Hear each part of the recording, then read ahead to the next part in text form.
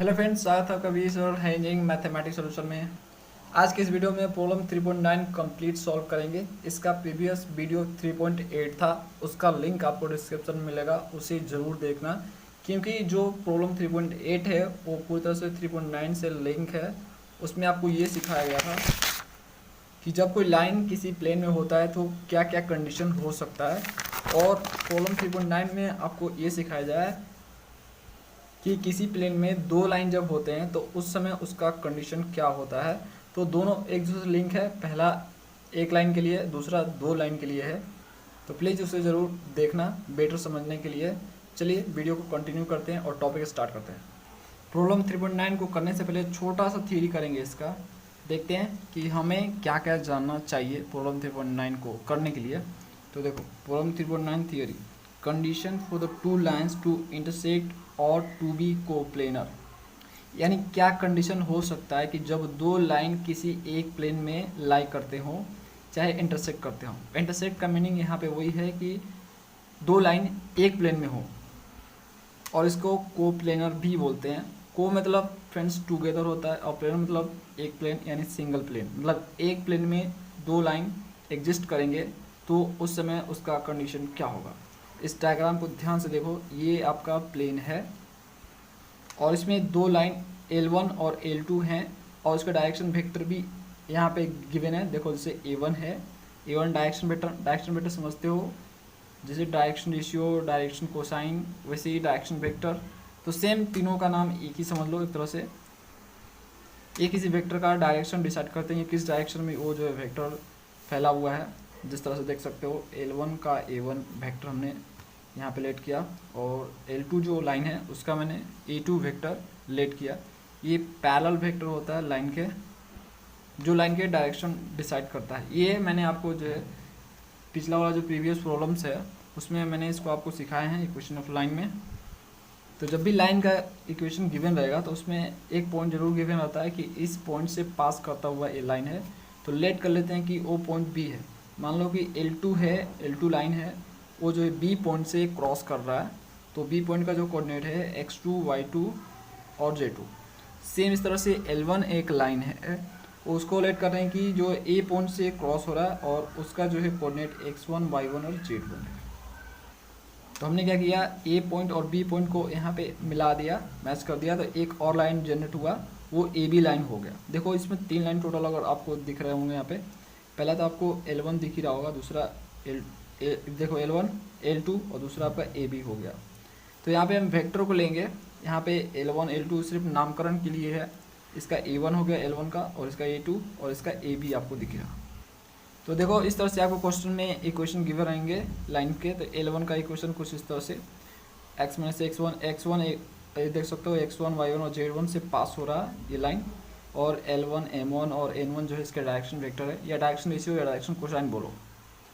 Same इस तरह से L2 है आपका, जिसका जो है जो पॉइंट पास कर रहा है x2 y2 और z2 से पास हो रहा है, और उसका डायरेक्शन वेक्टर, डायरेक्शन रेशियो या डायरेक्शन कोसाइन L2 M2 और N2 है। तो यहाँ से हम A1 वेक्टर लिख देंगे।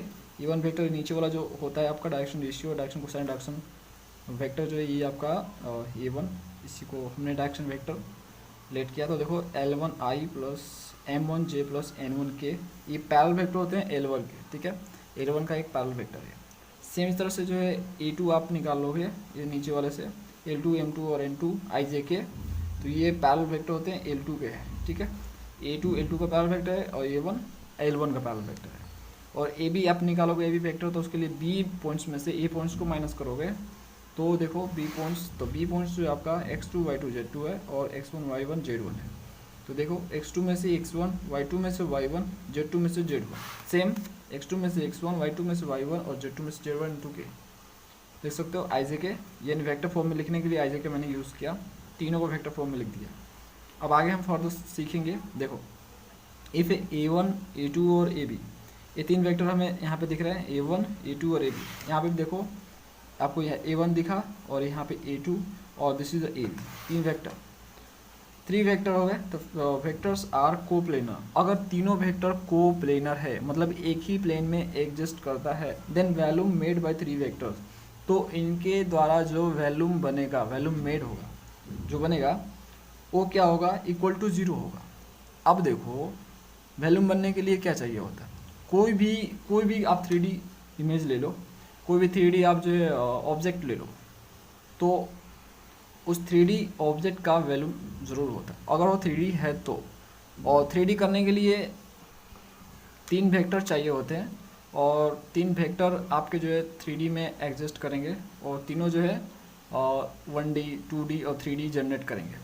एक पहले डायमेंशन में होगा, दूसरा दूसरे डायमेंशन में, तीसरा तीसरे डायमेंशन में होगा। तो देखो अगर ये तीनों वेक्टर वॉल्यूम जनरेट कर रहे हैं, यानी ये 3D में है, यानी ये कोप्लेनर तो नहीं हो सकते, ठीक है। अगर ये 3D में एग्जिस्ट करते हैं तो, अगर 3D में एग्जिस्ट नहीं कर रहे हैं तो यानी एक ही प्लेन में है। यानी समझो कि सपोज करो ये पेज है आपका, ये पेज ही आपका, जैसे इसी पेज को ले लो, देखो ये प्लेन हो गया। अगर ये सिर्फ इसी में तीनों लाइन है तो सपोज करो ये 2D में ही होगा ना, मान लो एक लाइन यहाँ पे, एक लाइन यहाँ पे और एक लाइन यहाँ पे, तो बस इसी प्लेन में एग्जिस्ट कर रहा है। अगर वो 3D में होता तो उसका जो है सिर्फ लंबाई चौड़ाई नहीं होता, ऊंचाई भी होता, ठीक है। कुछ इस तरह से भी होता, इस तरह से भी होता और इस तरह से भी होता। तो एक प्लेन में होने का मतलब ये हुआ कि वो तीनों के तीनों वेक्टर जो है जो वॉल्यूम बनाएंगे वो 0 बनाएंगे, मतलब उनके द्वारा कोई वॉल्यूम जनरेट नहीं होगा, ठीक है। तो अगर आपको 3 वेक्टर गिवन है तो उनसे वॉल्यूम कैसे निकालना है, इसके लिए भी प्रॉब्लम हो चुका है, वेक्टर में हम लोग सीख चुके हैं। अरेंज करके चलोगे, जिस वीडियो में मैं बता रहा हूँ आपको, अरेंज वाइज चलोगे, सीरीज वाइज चलोगे, 3.1 3.2, तो आप जो है ज़्यादा सीख पाओगे, ज़्यादा आप क्वेश्चन नहीं करोगे, ज़्यादा आप समझ पाओगे, और समझ पाओगे तो मैक्सिमम क्वेश्चन आप कर लोगे। तो जब वॉल्यूम निकालना होता है, 3 वेक्टर दिए गिवन है, उसका वॉल्यूम निकालना है, उनके द्वारा जो वॉल्यूम जनरेट हो रहा है तो उससे निकालना है। तो आपको सिंपली क्या करना होता है, पहले वाले वेक्टर को लेते हैं, अब कोई वेक्टर को ले लो, पहला कोई भी हो सकता है, कोई वेक्टर ले लो, 2 वेक्टर को क्रॉस करके तीसरे वाले वेक्टर से डॉट कर दिया जाता है। तो देखो मैंने ए बी वेक्टर को यहाँ पे डॉट किया और A1 A2 वेक्टर को क्रॉस किया, तो A1 A2 को क्रॉस करके AB से डॉट कर दिया, तो इससे हमें वॉल्यूम मिल जाएगा। और इसको हम बॉक्स के फॉर्म में भी ऐसे लिख सकते हैं, ये मैंने वेक्टर में सिखाया आपको। जब 3 वेक्टर का हम प्रोडक्ट करते थे, स्केलर प्रोडक्ट करते थे, तो ऐसे लिखते थे AB, A1, E2। इसको हम जो है डिटरमिनेंट फॉर्मेट में कुछ इस तरह से लिख सकते हैं, आप देख सकते हो यहाँ पे। तो देखो AB जो है, AB को सबसे ऊपर वाले में, फिर A1 को बीच में और A2 को नीचे, मतलब जिस तरह से आप इसको लिखे हो उसी तरह से आपको अरेंज वाइज यहाँ पे रो वाइज करने पड़ेंगे, ठीक है। तो ये हो गया आपका। अगर ये तीनों वेक्टर अगर को प्लेनर है, मतलब एक ही प्लेन में एग्जिस्ट कर रहे हैं, तो इक्वल टू 0 ही लाएंगे। तो जब भी आपके सामने ऐसा कोई क्वेश्चन आए कि आपको 2 लाइन गिवन हो और बोले कि इसे कोप्लेनर प्रूव कर दो, तो सिंपली आपको जो है यही मेथड यूज़ करने हैं। अगर आप जो है इस डिटरमिनेंट इक्वल टू 0 ला दोगे तो समझ जाना कि वो वेक्टर दोनों गिवन जो लाइंस है उनके द्वारा कोप्लेनरिटी सिद्ध हो जाएगा, यानी वो कोप्लेनर है। आगे समझो और हमें क्या जानना चाहिए 3.9 करने के लिए। Equation of the plane containing 2 lines. अब 2 लाइंस एक प्लेन में हैं, तो उस कंडीशन में इक्वेशन ऑफ प्लेन क्या होगा, मतलब उस प्लेन का इक्वेशन क्या होगा जिस प्लेन में वो दोनों लाइन एग्जिस्ट कर रहे हैं, ठीक है। तो लेट अस सी मान लेते हैं, B any point on plane. Point C मान लो कि वो प्लेन में है। इस डायग्राम देखो यहाँ पे लेट कर लिया कि इस प्लेन में एक पॉइंट सी है, देखो प्लेन में कहीं भी हो सकता है, तो इसलिए मैंने बोला कि एनी पॉइंट है, कहीं पे भी है, ठीक है। और जिसका वेक्टर है वो आर वेक्टर है, और उसका कोऑर्डिनेट जो है एक्स वाई और जेड है, सिर्फ एक्स वाई जेड है, ठीक है। तो हमें इक्वेशन ऑफ प्लेन निकालने के लिए हमें कोई पॉइंट आर लेट करना पड़ता है, जनरल एक पॉइंट लेट करना पड़ता है। वो आर हमने यहाँ पे सी पॉइंट लेट कर लिया, और आर वेक्टर है वो, और जिसका जो कोऑर्डिनेट एक्स वाई जेड है। अब देखो मैं आपको इस जो प्रीवियस थोड़ा यहाँ पे आपको याद दिला दूँ। देखो वो ये प्लेन है, इसका इक्वेशन निकालना है तो हमें क्या चाहिए होता है, पहला तो परपेंडिकुलर वेक्टर चाहिए होता है जो इस प्लेन के ऊपर हो, ठीक। दूसरा हमें एक पॉइंट गिवन होना चाहिए कि इस पॉइंट से वो प्लेन पास कर रहा है। सपोज करो वो पॉइंट है x2 y2 और z2, कुछ भी हो सकता है, x1 y1 z1 कुछ भी हो सकता है, ये पॉइंट लेकिन गिवन रहेगा, ठीक है। पॉइंट P मान लो इसे, और ये जिस पॉइंट पे ये जो है ये नॉर्मल पड़ रहा उसे हम बोल देंगे सपोज को पॉइंट क्यों, ठीक है। और ये आर वेक्टर है, तो इसको मैंने यहाँ पे ऐसे कर लिया, जोड़ दिया दोनों को, पिकिंग को। और ये जो नॉर्मल वेक्टर है एन जो परपेंडिकुलर है प्लेन के, इसको कोऑर्डिनेट लिया और डायरेक्शन इशू लिया ए बी और सी, ओके, कुछ इस तरह से। और इसका जो है ये आर वेक्टर हो गया, तो यहाँ से हमने इसका ले लिया कोई पॉइंट है, ये क्यों कहीं भी हो सकता है प्लेन पे, ये अपने से हमने लेट किया है, ये गिवन है लेकिन ये हम लेट किया तो x comma y comma z है, ठीक है। तो यहाँ से पी क्यू हो गया। तो हमें प्लेन का इक्वेशन निकालने के लिए बस इतना ही चाहिए होता है, इतना से हम निकाल लेते हैं। कैसे, तो देखो ए, इसका ए बी सी है ए, और इसमें से एक्स में से x2, एक्स में से x2, ओके। फिर उसके बाद प्लस बी, ये आपका बी, उसके बाद y में से y2, और सेम प्लस सी, जेड में से z2 इक्वल टू 0। ये बस इक्वेशन ऑफ प्लेन निकालने के लिए इतना काफ़ी होता है। सेम केस यहीं पे जनरेट होगा, यहाँ पे ये नॉर्मल वेक्टर गिवन नहीं है हमें, ठीक है। तो ये हमें निकालने पड़ेंगे, क्योंकि यहाँ पे 2 लाइन दिया है, तो 2 लाइन से हम नॉर्मल वेक्टर निकाल सकते हैं। कैसे, दोनों लाइन से जो दोनों लाइन के डायरेक्शन वेक्टर है उनको जब हम क्रॉस करेंगे तो एक हमें नॉर्मल वेक्टर मिलेगा।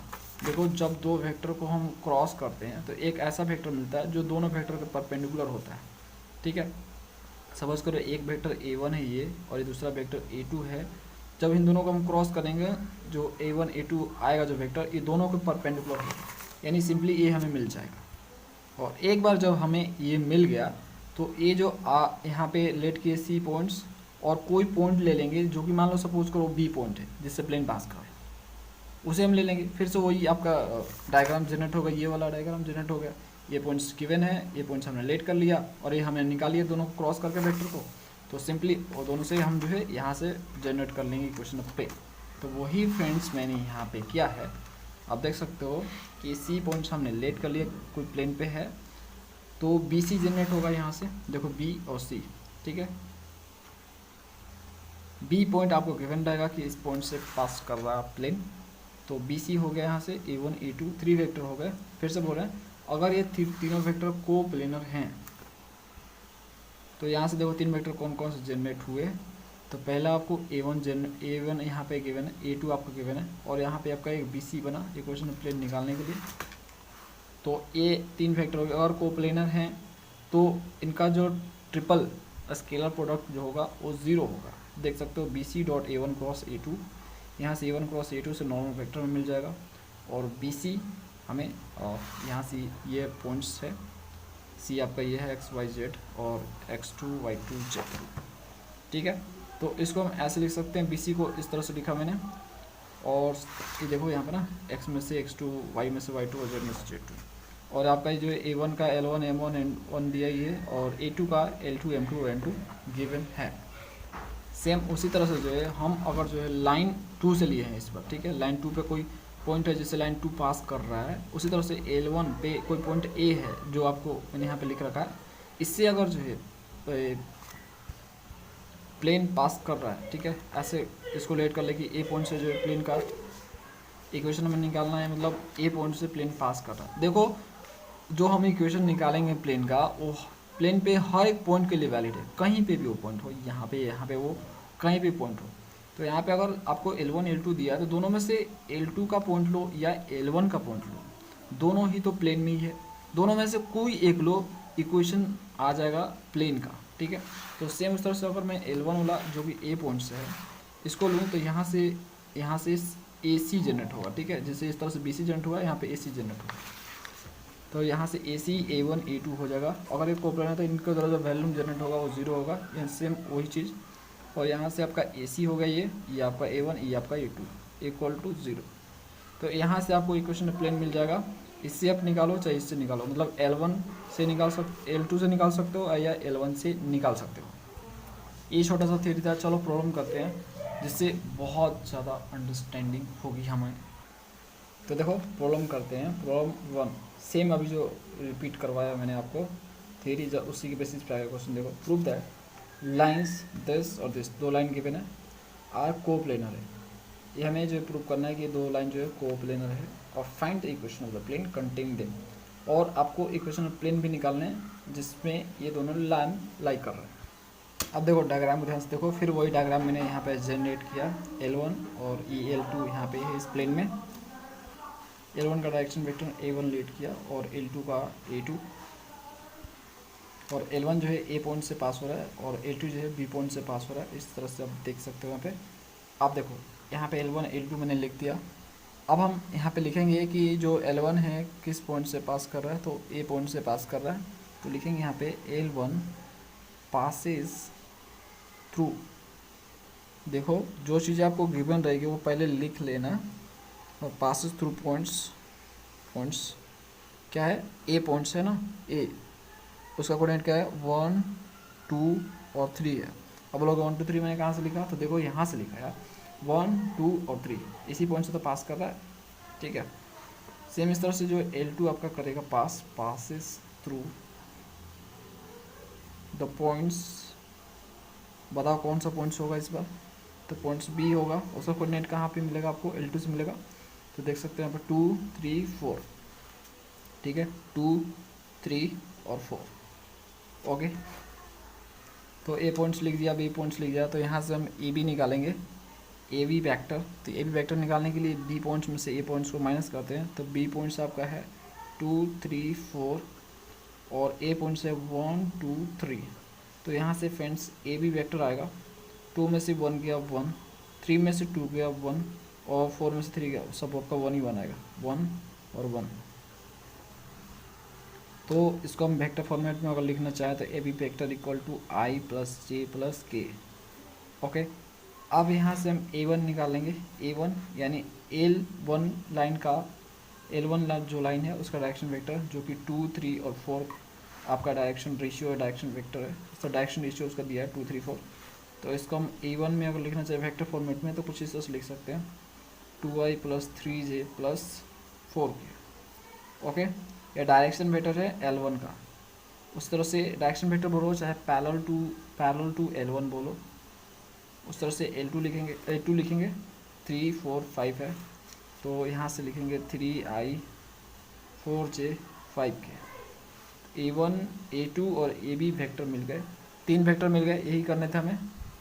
तो 3 वेक्टर जब मिलने के बाद हम लिखते हैं वही चीज़ कि इफ़ 3 वेक्टर, जो 3 वेक्टर कौन से, AB A1 और A2 आर कोप्लेनर, अगर ये कोप्लेनर है, ठीक है, देन द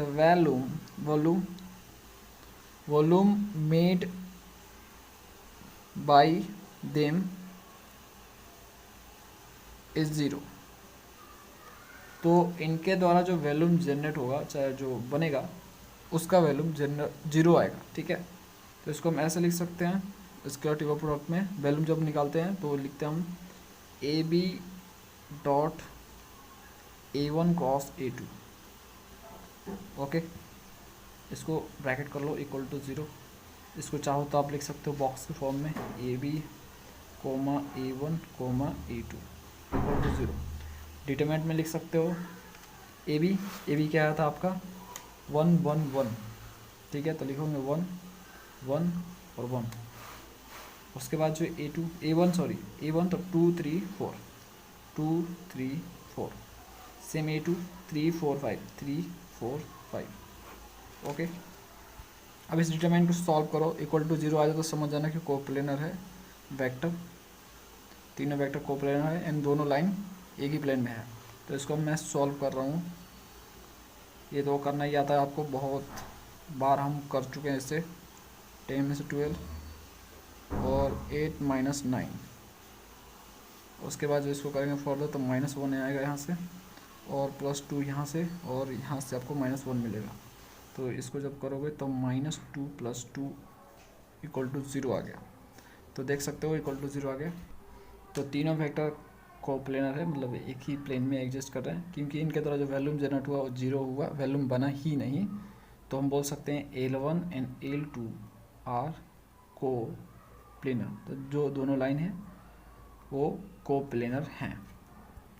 हमने तो सिद्ध कर दिया कि दोनों लाइन कोप्लेनर है। अब एक और क्वेश्चन है, इसमें बोल रहा है कि अब इक्वेशन ऑफ प्लेन निकालो, दोनों जो लाइन लाई कर रहा है इस प्लेन में, तो इस प्लेन का इक्वेशन क्या होगा।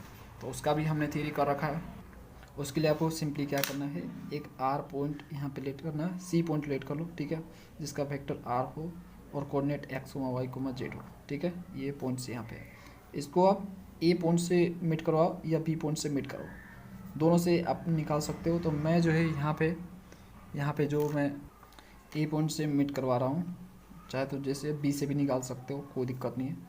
इसको मैंने मीट करवाया और उसके बाद जो है हम दोनों देखो ऐसे भी निकाल सकते हो कि L1 का जो डायरेक्शन वेक्टर A1 है और L2 का डायरेक्शन वेक्टर A2 है, दोनों क्रॉस करना तो आपको नॉर्मल वेक्टर मिलेगा।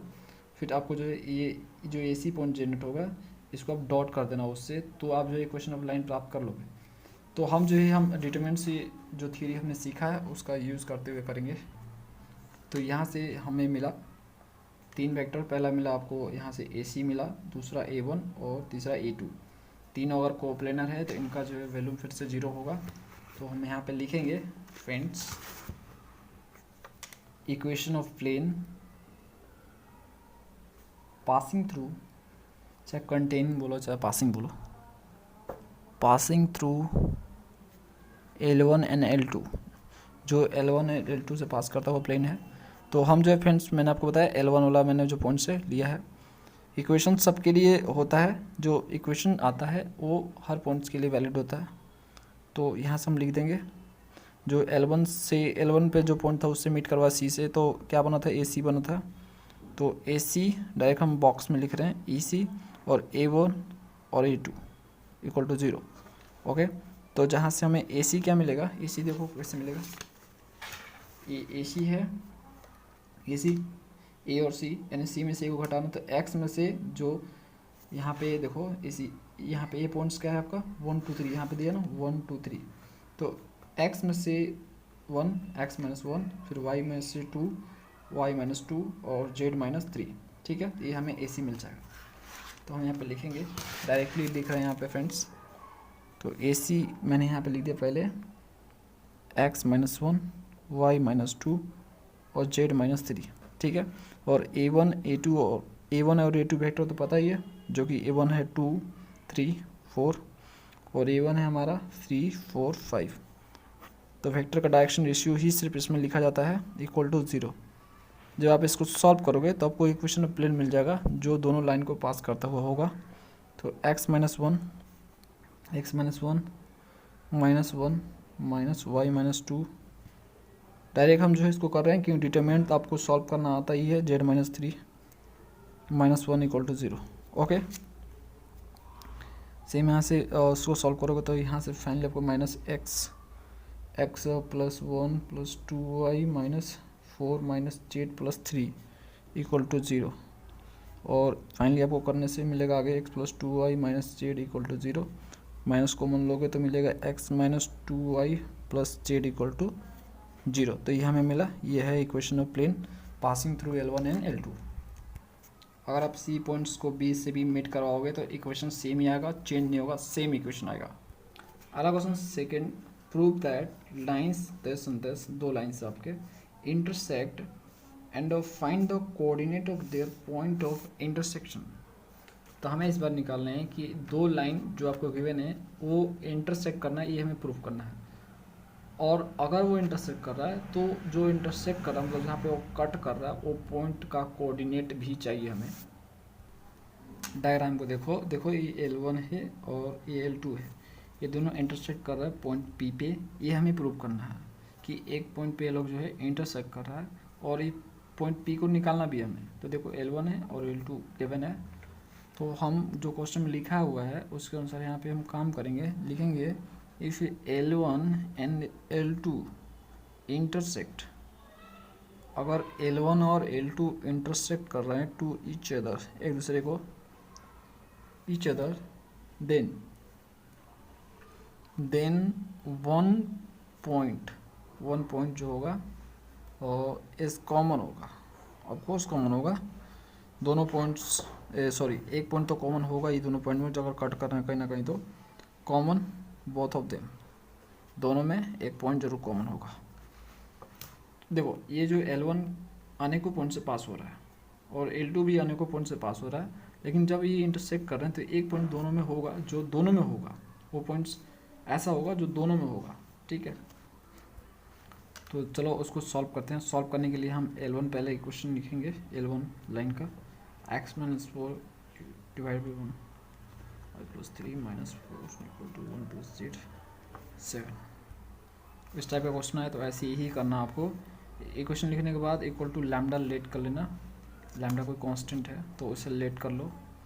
तो उसके बाद जो है यहाँ से x, y और z निकालो। तो देखो x-4 divide by 1 equal to lambda, तो x इक्वल टू आपका इधर हो जाएगा लैम्डा और ये जो है माइनस इस साइड जाएगा तो प्लस हो जाएगा x। सेम इस तरह से यहाँ y निकल जाएगा तो -4 लैम्डा -3, तो -4 लैम्डा -3 हो जाएगा।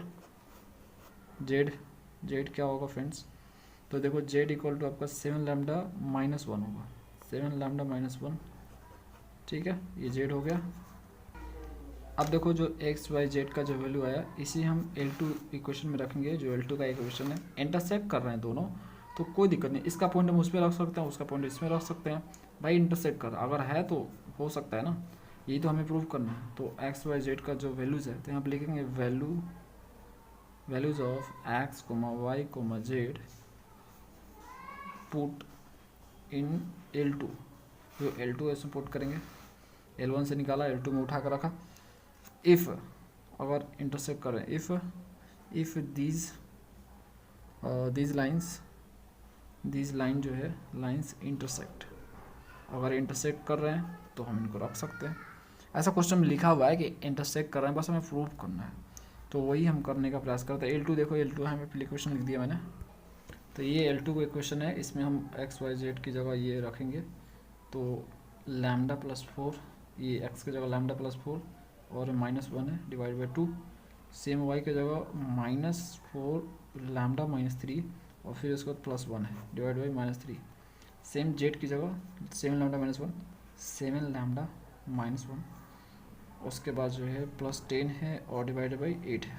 ओके, इसको फर्दर करेंगे तो L2 हमें मिल जाएगा यहाँ से फ्रेंड्स मिलेगा लैम्डा 4 में से 1 3/2 और यहाँ से -4 लैम्डा, ये -3 + 3 है तो -2 डिवाइड बाई -3 और 7 लैम्डा, ये 10 में से 1 जाएगा तो 9, तो 7 लैम्डा +9 डिवाइड बाई 8। तो फ्रेंड जो हमने यहाँ पे ये जनरेट किया, ये दोनों को मिला के जनरेट किया, तो ये जो है जब हम लैम्डा का इसमें वैल्यू निकालेंगे तो हम इसको इसके साथ लेंगे चाहे इसको इसके साथ लेंगे, तो हर केस में जो है लैम्डा का वैल्यू सेम आना चाहिए। अगर लैम्डा का वैल्यू सेम आ जाए, मतलब तीनों में से कोई भी एक जोड़ा हम ले और लैम्डा का वैल्यू हर कंडीशन में सेम आए, तो समझ जाना कि दोनों लाइन इंटरसेक्ट कर रहा है। ऐसे ही इसको जो है किया जाता है प्रॉब्लम्स को। तो हम पहले केस में जो है इसको और इसको लेंगे, ठीक है, तो इसको लेंगे। तो देखो हम लिख रहे हैं let lambda +3 divide by 2 equal to -4 lambda -2 -3 divide by -3, इसको लिया मैंने। अब यहाँ से लैम्डा का वैल्यू निकालूंगा तो क्रॉस मल्टीप्लाई करूँगा -3 को इससे, तो -3 लैम्डा, तो लिखना यहाँ से 2 लूँगा और इस साइड करूँगा तो -8 लैम्डा, 2 2 निके 4। अब इसको फर्दर करूँगा तो ये देखो इस साइड जाएगा, तो जब इस साइड जाएगा ये, तो ये +8 लैम्डा हो जाएगा, तो 8 में से 3 जाएगा तो 5 लैम्डा, ठीक। ये इस साइड जाएगा तो प्लस हो जाएगा, तो 9 में से 4 जाएगा तो 5 आएगा। ओके, तो 5 कट गया तो लैम्डा इक्वल टू 1, ठीक है। अब हमें जो है और प्रूफ करने के लिए एक और बार लेना पड़ेगा, तो इसको और इसको लेते हैं साथ में। तो लैम्डा +3 डिवाइड बाई 2 और 7 lambda +9 divide by 8, cross multiply करेंगे 8 को इधर, तो 8 लैम्डा प्लस 8 लेके 24 और 7 दूनी के 14, इसको 2 से लैम्डा और 9 दूनी के 18। ओके, अब यहाँ से ये जो 14 लैम्डा इधर भेजो तो ये 8 में से 14 जाएगा तो -6 लैम्डा हो जाएगा, और 24 को इधर भेजो 18 में से 24 जाएगा तो ये बचेगा -6, तो ये जो है 6 और माइनस कट जाएगा, तो लैम्डा इक्वल टू फिर से आपका 1 आ जाएगा। तो देख सकते हो दोनों केस में लैम्डा का वैल्यू सेम आ रहा है। अगर लैम्डा का वैल्यू डिफरेंट आता तो हम बोलते दोनों लाइन इंटरसेक्ट नहीं कर रहा है। दोनों का केस में जो है लैम्डा का वैल्यू सेम है, तो इससे बोल सकते हैं कि दोनों जो है लाइन इंटरसेक्ट कर रहे हैं। इसको हम लिखेंगे यहाँ पे, तो यहाँ पे हम लिखेंगे इन बोथ केस, देख सकते हैं कि लैम्डा का जो वैल्यू है सेम आया, is same in both case lambda is same, so L1 L2 intersect each other, इसलिए L1 जो L2 है वो आपस में एक दूसरे को इंटरसेक्ट कर रहे हैं। अब हमें जो है निकालने हैं उस पॉइंट्स को जहाँ पर ये दोनों इंटरसेक्ट कर रहे हैं। तो देखो पॉइंट पी है x, y, z, x, y, z, ये हो गया आपका। तो x, y, z हमें निकालना है यहाँ पे, x, y, z निकालने हैं। तो बस यहाँ पे लैम्डा का वैल्यू पुट करना है और x, y, z निकालना है, यानी पॉइंट ऑफ इंटरसेक्शन। तो फॉर फाइंडिंग x को नहीं लाइन ऑफ, वो यहाँ पे for finding line of intersection, line of intersection नहीं है यार, पॉइंट ऑफ इंटरसेक्शन है, पॉइंट ऑफ इंटरसेक्शन, वो पॉइंट जहाँ पे दोनों लाइन इंटरसेक्ट कर रहा है, इंटरसेक्शन, ठीक है। तो पॉइंट ऑफ इंटरसेक्शन निकालना है जो कि जिसका कोऑर्डिनेट है x, y, z। तो वैल्यू पुट करेंगे लैम्डा का, तो यहाँ पे लिखेंगे put the value of lambda in x, y, z, ठीक है। इसमें रखेंगे तो x इक्वल टू जो हमारा था, ये था हमारा लैम्डा प्लस 4, तो लैम्डा का वैल्यू 1 आया था, 4 इक्वल टू 5।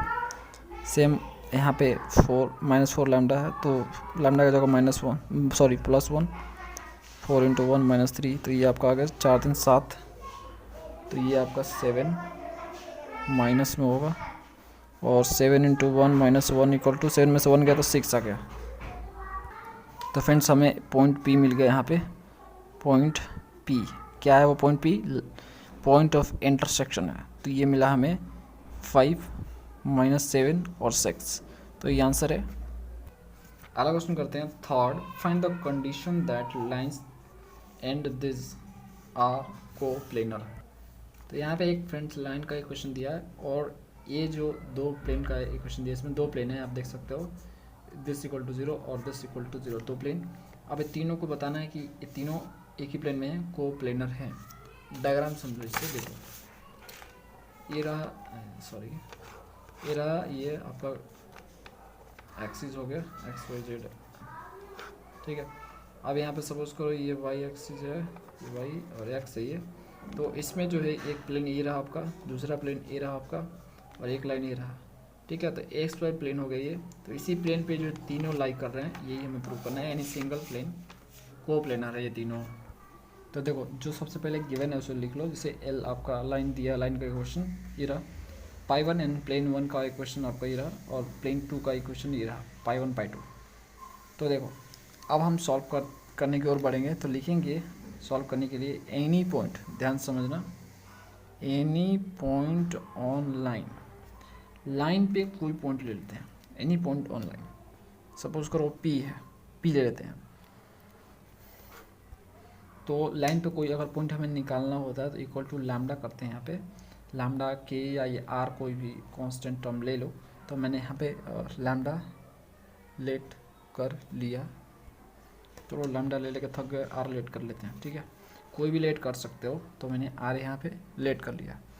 अब हम देखो क्या करते हैं, यहाँ से कोई अगर पॉइंट हमें निकालना हो लाइन पे, तो सिंपली जो है एक्स वाई जेड यहाँ पे निकालेंगे। एक्स वाई जेड एक क्या, एक्स वाई जेड वेरिएबल होता है, तो वेरिएबल वो कहीं भी हो सकता है प्लेन पे, ठीक है। तो यहाँ से एक्स वाई जेड निकालेंगे तो क्या होगा, देखो x minus alpha by r, alpha by l equal to r होगा, तो यहाँ से x equal to l into r हो जाएगा एल आर, और ये माइनस अल्फा इस साइड आएगा तो प्लस हो जाएगा, तो यानी एल आर प्लस अल्फा होगा। तो हम इसको लिख सकते हैं L R plus alpha, x का आ गया, और सेम वाई का यहाँ पे आ जाएगा, वाई का यहाँ पे आएगा friends m are plus beta, M R plus beta. अब डेट का बताओ, एन आर प्लस गामा, तो यहाँ से हो जाएगा एन आर प्लस गामा। तो ये पॉइंट हो गया किस, एक लाइन पे कोई भी पॉइंट हो गया, कहीं पे भी हो सकता है उस लाइन पे। तो फ्रेंड जो पॉइंट पी है वो लाइन पे कोई भी पॉइंट हो सकता है। तो यहाँ पे और लिखेंगे फर्दर में, विच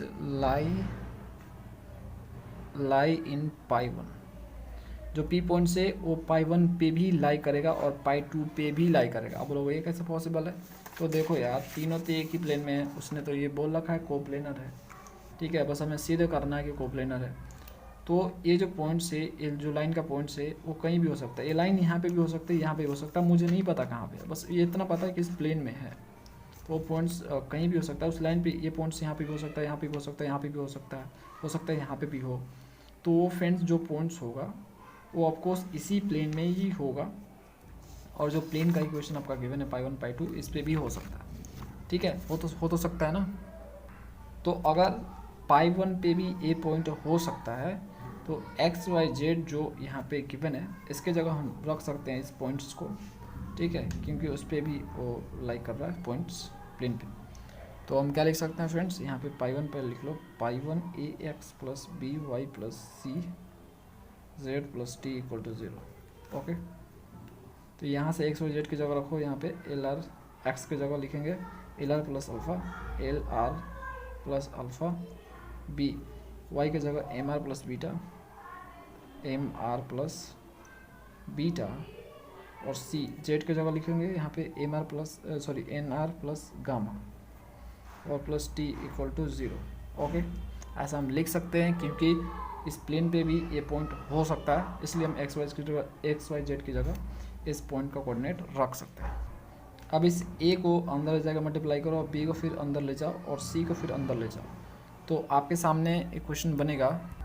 तो कुछ इस तरह से बनेगा, यहाँ से जो आर वाला है, देखो ये और ये और ये 3 आर वाला है, यहाँ से जो है हम आर कॉमन ले लेंगे, तो यहाँ से हमें ए एल मिलेगा, और सेम यहाँ से हमें बी एम मिलेगा, और यहाँ से हमें सी एन मिलेगा, ठीक है।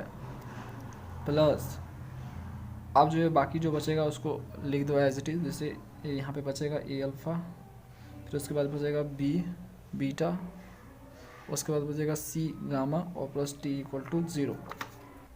अब यहाँ फ्रेंड्स आर का वैल्यू निकालोगे तो यहाँ पे आर इक्वल टू, इसको इस साइड भेजोगे तो माइनस में हो जाएगा माइनस, ठीक है, ये पूरा का पूरा लिख दो A alpha plus B beta plus C gamma plus T divided by, और ये जो है इस साइड जाएगा तो डिवीज़न में हो जाएगा, तो यहाँ पे लिखेंगे a l plus b m plus c n, ठीक है, ये मैंने लिख दिया। तो यहाँ पे आर का आ गया, इसे इक्वेशन 1 बोलो। अब देखो जो पॉइंट पी है वो पाई 2 पे भी लाई करेगा, तो फिर वहाँ से हम इक्वेशन 2 जनरेट कर लेंगे, तो लिखेंगे यहाँ पे the point P will also लाई इन पाई 2, तो पाई 2 पे भी लाइक करेगा, पाई 2 में भी लाइक करेगा फ्रेंड्स। तो यहाँ से हम पाई 2 पे लिख देंगे, तो A dash X plus P dash Y plus C dash Z equal plus D equal to 0, ये आ गया। एक्स वाई जेड की जगह यहाँ पे हम पी पॉइंट्स का कोऑर्डिनेट लिखेंगे, तो पी पॉइंट्स का कोऑर्डिनेट क्या था फ्रेंड्स, ए डैश यहाँ पे लिखेंगे L R plus alpha, B dash M are plus beta और plus C dash N R plus gamma और डी डैश हो जाएगा इक्वल टू 0, हो गया।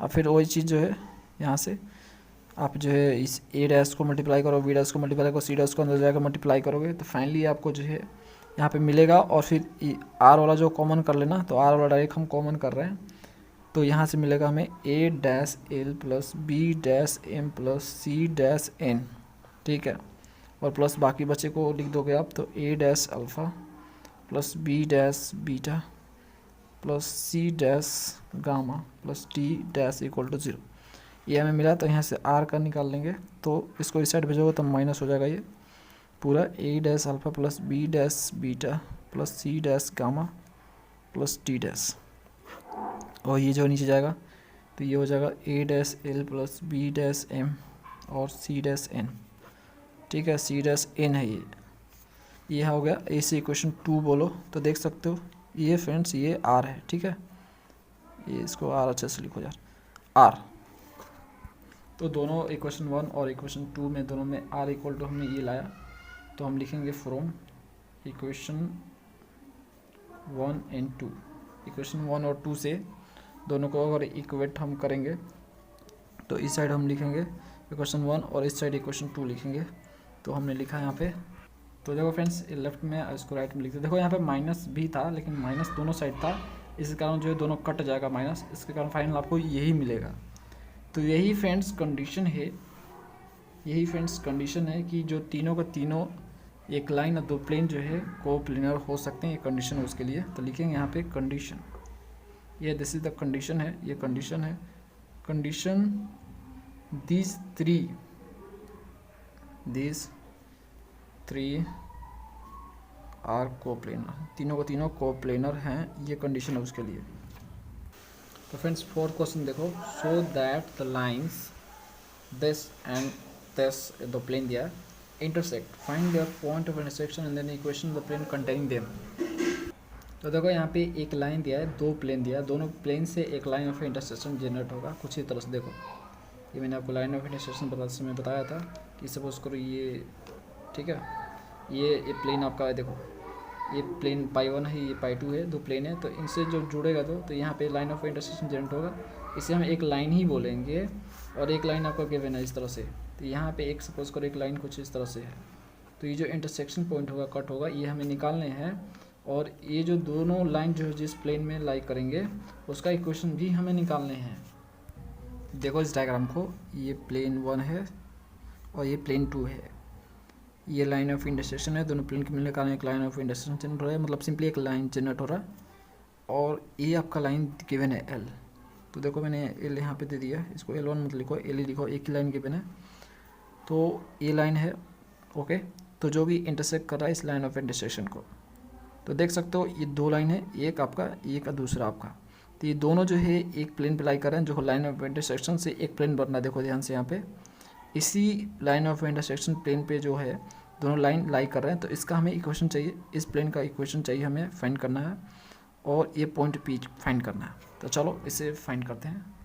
तो देखो उसके लिए हम यहाँ पे एल का जो इक्वेशन लिखेंगे, यहाँ पे पहले लिखेंगे एनी सोल्यूशन, इसको सोल्यूशन लिखो पहले, यहाँ से सॉल्व करना स्टार्ट कर रहे हैं। एनी पॉइंट, कोई भी पॉइंट हमें निकालना हो लाइन पे जो हमें गिवन है, ये line any point on line, तो क्या होगा, सपोज करो लाइन इज पी है, पी पॉइंट है, सपोज करो वो पी पॉइंट हमने लेट किया यहाँ पे, तो वो हमें निकालना हो तो क्या करते हैं हम, पहले तो एल लिखते हैं x+1/1 और y+1/2 और z+1/3।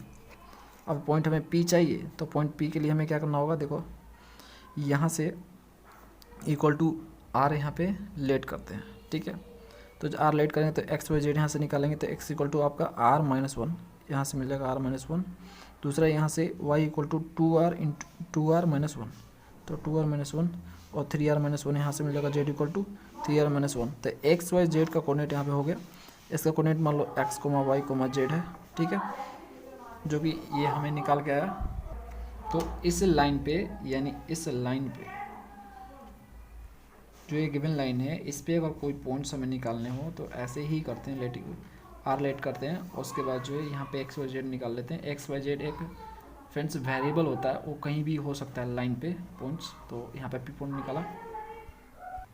अब जो पॉइंट पी है, द पॉइंट पी, जो पॉइंट पी है वो लाई करेगा, लाई ऑन पाई 1 पे लाई करेगा। अब बोलोगे कि पी पॉइंट्स पाई 1 पे कैसे लाई करेगा, तो देखो फ्रेंड्स इस डायग्राम में भी आपको दिख रहा है कि पॉइंट पी जो है इस प्लेन पे लाई कर रहा है, देखो लाइन ऑफ इंटरसेक्शन पे लाई कर रहा है, यानी पाई 1 और पाई 2 दोनों पे लाई कर रहा है।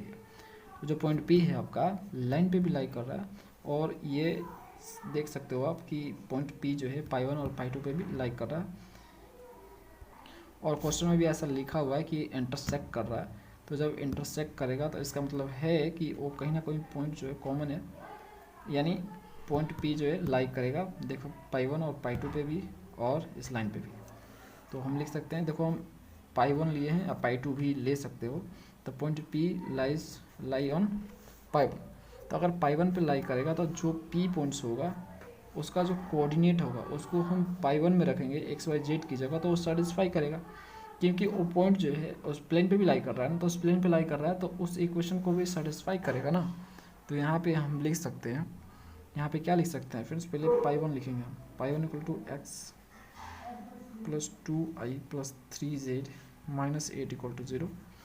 अब एक्स वाई जेड के यहाँ पे लिखेंगे x के जगह r-1, 2 इंटू वाई की जगह 2r-1, और यहाँ पे z की जगह 3r-1, तो +3, z की जगह 3r-1 -8 इज इक्वल टू 0। आप फ्रेंड्स इसको मल्टीप्लाई करेंगे, r-1, ये 2 को अंदर ले जाएंगे, तो 2 दूनी के 4r, 2 और लिखे 9r और -3 -8 इक्वल टू 0। आर को यहाँ पे लेंगे तो आर 4R और 9R, तो ये हो जाएगा 14 14R, ठीक है। 1 -1 सॉरी -1 -2 और -3 और -8 है। इसको हम अगर जोड़ेंगे तो हमें 14 ही मिलेगा, -14। तो ये आपका 14R इधर साइड रह जाएगा, ये वाला 14 से 14 ख़त्म, तो R = 1 आ गया, ठीक है। तो पॉइंट P निकालना है, तो जो R का वैल्यू है इसमें रखना पड़ेगा हमें, पुट इन पॉइंट P। तो पॉइंट P में हम इसको रखेंगे तो क्या मिलेगा पॉइंट P फ्रेंड्स, यहाँ से 1 -1, ठीक है, 2 × 1 -1 और 3 × 1 -1। ये जो है ना R का जगह मैंने सिर्फ 1 यहाँ पे रख दिया, तो देखो क्या मिला यहाँ पे, 1 में से 1 गया 0, तो ये हो जाएगा 2 में से 1 जाएगा तो ये 1 हो जाएगा, और 3 में से 1 जाएगा तो 2 हो जाएगा। तो पॉइंट ऑफ इंटरसेक्शन में मिल गया, पॉइंट ऑफ इंटरसेक्शन, ठीक है। दूसरा हमारा कार्य है, ये जो प्लेन है जनरेट हो रहा है, इसका इक्वेशन हमें फाइंड करना है। तो देखो एक चीज़ तो इसमें दे दिया आपको, एल जो है लाइन इसमें, और ये जो इंटरसेक्शन प्लेन इसमें दोनों लाई कर रहा है। तो हमें पॉइंट तो गिवन है कि ये प्लेन जो है किस पॉइंट से पास कर रहा है, यानी एल लाइन का पॉइंट हम ले लेंगे। जैसे इसमें देखो पॉइंट है, तो आपका यहाँ पे देखो पॉइंट जो होता है ना, एल कौन से पॉइंट से पास कर रहा है, देखो ध्यान से, -1 -1 और -1 से पास हो रहा है, दिख रहा है आपको एल। तो जो एल पास हो रहा है जिस पॉइंट से, ऑफकोर्स वो प्लेन भी उसी से पास हो रहा है, क्योंकि एल जो है उस पर लाई कर रहा है। तो पॉइंट तो हमें मिल गया है। अब हमें यह जो है लाइन ऑफ इंटरसेक्शन प्लेन निकालना है, मतलब इस प्लेन का इक्वेशन निकालना है। तो दो प्लेन से हम इंटरसेक्शन प्लेन निकालते हैं, ये हम लोग सीख चुके हैं। तो फ्रेंड्स यहाँ पे लिखेंगे equation plane through the line of intersection of π1 π2, यानी π1 π2 से जो लाइन ऑफ इंटरसेक्शन जनरेट हो रहा है उससे पास जो कर रहा प्लेन, उसका इक्वेशन लिखने के लिए हम लोग क्या करते हैं, हम लोग सीख चुके हैं फ्रेंड्स कि पहले वाले प्लेन को लिखते हैं x + 2y + 3z - 8 प्लस, आप जो है आप कोई भी कॉन्स्टेंट लोगो, सपोज करो लैम्डा, दूसरा प्लेन भी लिख दोगे 2x + 3y + 4z - 11 = 0। ऐसे ही लिखा जाता है फ्रेंड। दो प्लेन से जो लाइन ऑफ इंटरसेक्शन जनरेट होता है उससे प्लेन जो पास होता है उसका इक्वेशन कुछ इस तरह से ही लिखा जाता है। तो देखो अब हमें लैम्डा चाहिए, अगर हमें पूरा इक्वेशन का उसको सॉल्व करना है, यानी एक सिंगल इक्वेशन लाना है प्लेन का जो कि इस π1 π2 के लाइन ऑफ इंटरसेक्शन से जनरेट हो रहा है, तो उसके लिए फ्रेंड्स हमें लैम्डा निकालना होगा। तो सपोज करो जो ये प्लेन जनरेट हो रहा है उसको π3 हम नाम रख लेते हैं, π3, ठीक है, π3 है ये। तो यहाँ पे लिखेंगे एल पासिंग थ्रू पॉइंट, तो एल जो है पासिंग कर रहा है इस पॉइंट से। ये देखो पॉइंट जो इक्वेशन ऑफ प्लेन है ना उसमें जो दिया हुआ है, तो ये जो फ्रेंड्स इक्वेशन प्लेन लाइन का था, x + 1 / 1 y + 1 / 2 और z + 1 / 3। तो ये जो 1 -1 -1 -1 आ रहा है, इसी पॉइंट से लाइन पास कर रहा है, और ये लाइन जो है इस प्लेन में लाई कर रहा है। तो ऑफकोर्स वो जो पॉइंट होगा वो इस प्लेन में होगा, यानी ये प्लेन इस पॉइंट से पास कर रहा है। तो फ्रेंड जहाँ पे x y z है उसके जगह हम ये पॉइंट्स ले सकते हैं -1 -1, क्योंकि ये पॉइंट्स उसी प्लेन में लाई कर रहा है, तो ऑफकोर्स हम ले सकते हैं उसकी जगह। तो देख सकते, देखो यही चीज़ लिखे हैं, एल जो है पासिंग कर रहा है इस पॉइंट से, ठीक है, इस पॉइंट से पास कर रहा है, और ऑल्सो π3 से भी पास कर रहा है, क्योंकि पूरा का पूरा एल जो है π3 में है जिसका हम निकालने वाले हैं। तो हम x y z की जगह पुट कर सकते हैं -1 -1 -1, x की जगह -1, y की जगह -1, z की जगह -1। तो यहाँ पे देखो -1 2 × -1, देखो जहाँ पे x y z है उसको -1 -1 कर रहा हूँ मैं, 3 × -1 और -8 प्लस लैम्डा, यहाँ पे 2 × -1 और 3 × -1 और सिंपली जो 4 × -1 और -11 = 0। जब इसको मैं सॉल्व करूँगा तो फाइनली यहाँ पे -1 होगा, -2 -3 -8 प्लस लैम्डा -2 -3 और -4 -11 होगा इस साइड में, = 0।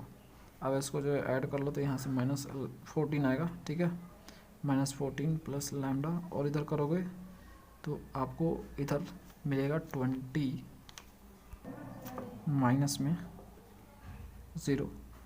अब इसको क्या करो, अब जो है इसको इस साइड इसको 14 को इस साइड भेजो -14 को, तो ये हो जाएगा -20 लैम्डा इसको, और इसको भेजोगे तो +14 और लैम्डा इक्वल टू आपका 14 डिवाइड बाई 20 माइनस में। ओके, तो ये आपका 7 दूनी की 14, 10 दूनी की 20, तो लैम्डा इक्वल टू -7/10 आ गया। ये लैम्डा का वैल्यू है। और फ्रेंड जब लैम्डा का वैल्यू आ गया तो पाई3 भी मिल जाएगा, तो इसको पुट करो 14 पाई3, तो पाई3 में इसको रखेंगे, यानी जहाँ पे लैम्डा है उस सॉरी ये रहा, यहाँ पे लैम्डा है, यहाँ पे -7/10 रखेंगे।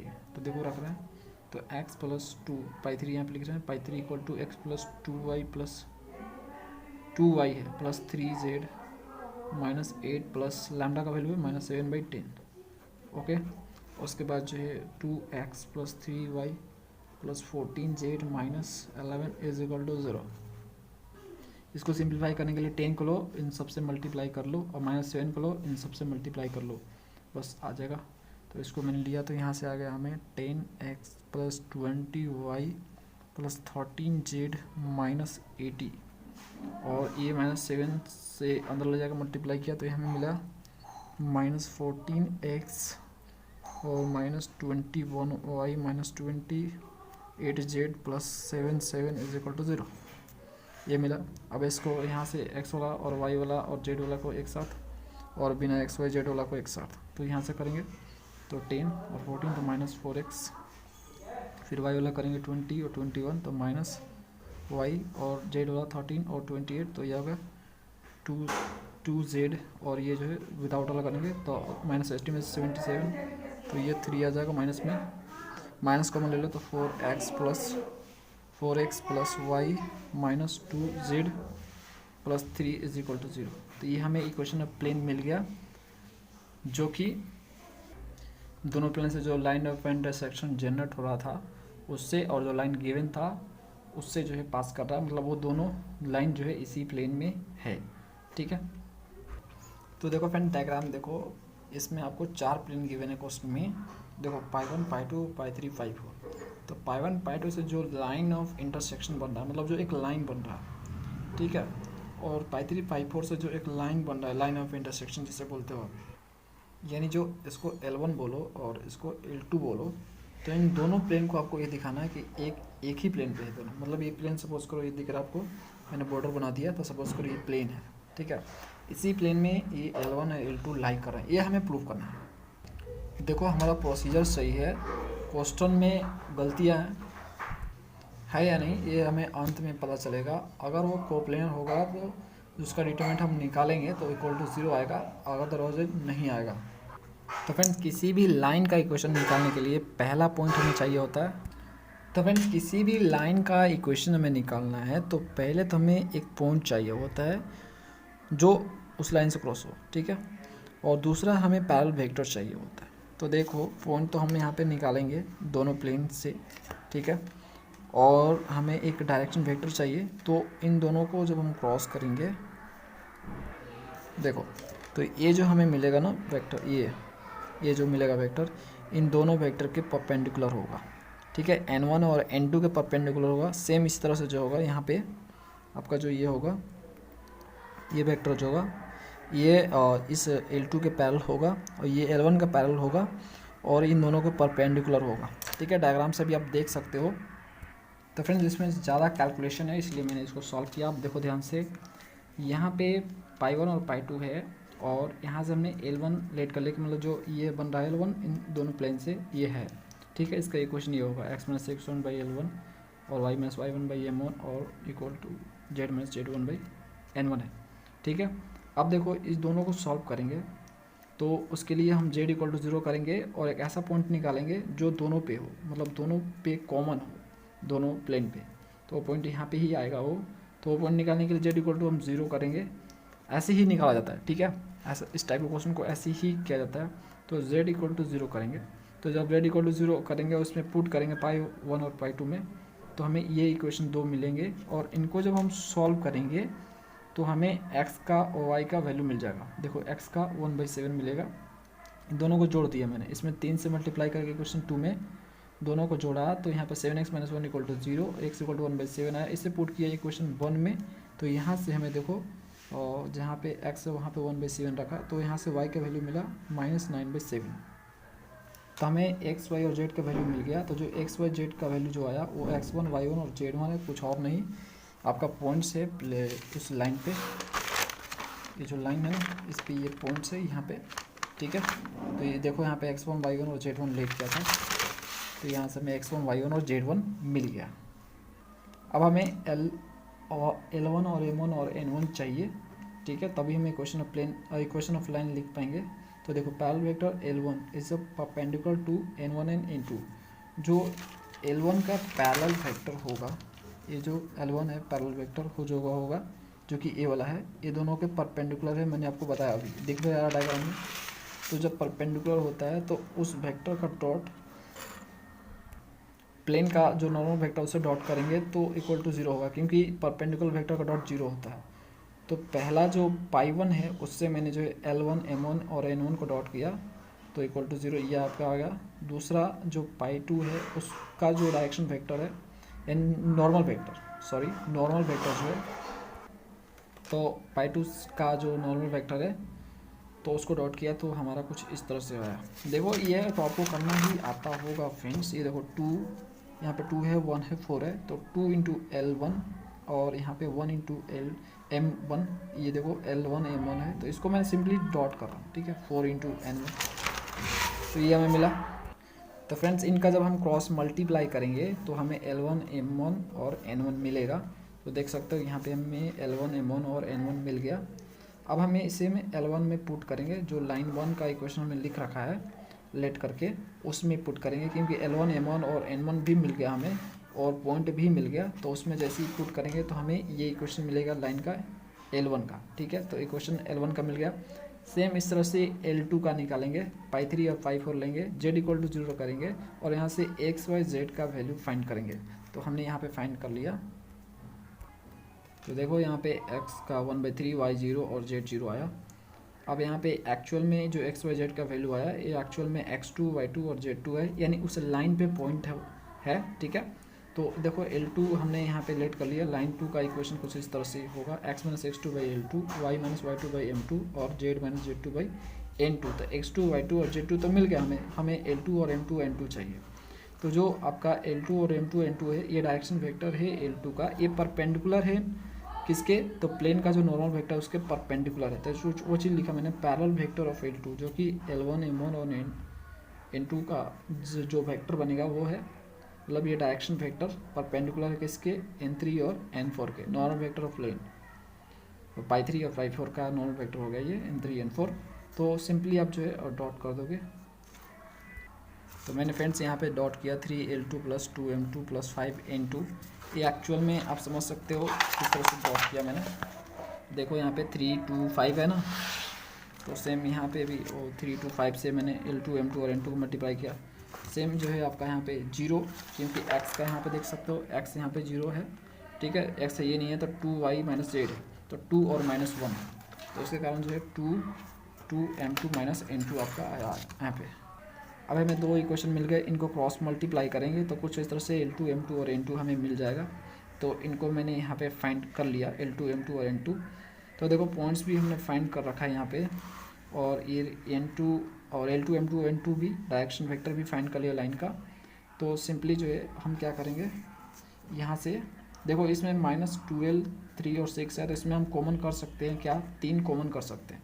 तो 3 कॉमन किया तो कुछ इस तरह से आ गया, और पॉइंट हमें फाइंड कर चुके पहले से ही, तो हम इसे L2 में रख देंगे। तो L2 में रखेंगे तो हमें इक्वेशन कुछ इस तरह से मिलेगा L2 का, देखिए। तो L2 का इक्वेशन मिल गया हमें। अब देखो A पॉइंट्स और B पॉइंट्स, अब A पॉइंट्स क्या है और B पॉइंट्स क्या है। तो जो लाइन 1 पे है वो A पॉइंट्स है, लाइन B पे जो है आपका B पॉइंट्स है, जो हमने फाइंड किया ना, देखो। तो ये जो पॉइंट्स है इसे आप जो है यहाँ पे A बोल दो, और जो इसे पॉइंट्स जो है इसे आप B बोल दो, और फिर क्या करो, इन दोनों को मिला दो। तो जब इन दोनों को आप जो है मेट करोगे कुछ इस तरह से, तो AB लाइन बनेगा एक। तो देख सकते हो यहाँ पे कितने और लाइन बने, यहाँ पे 1 2 और 3। अब तीनों का जो डायरेक्शन वेक्टर होगा उनका हम ट्रिपल स्केलर प्रोडक्ट करेंगे, उसका वैल्यू मतलब उसका जो वैल्यू 0 आ गया तो समझ जाएंगे कि तीनों का तीनों जो है ये सेम प्लेन में लाई कर रहा है, यानी सिंपली जो है ये L1 और L2 जो है सेम प्लेन में है और यही हमें प्रूफ करना है।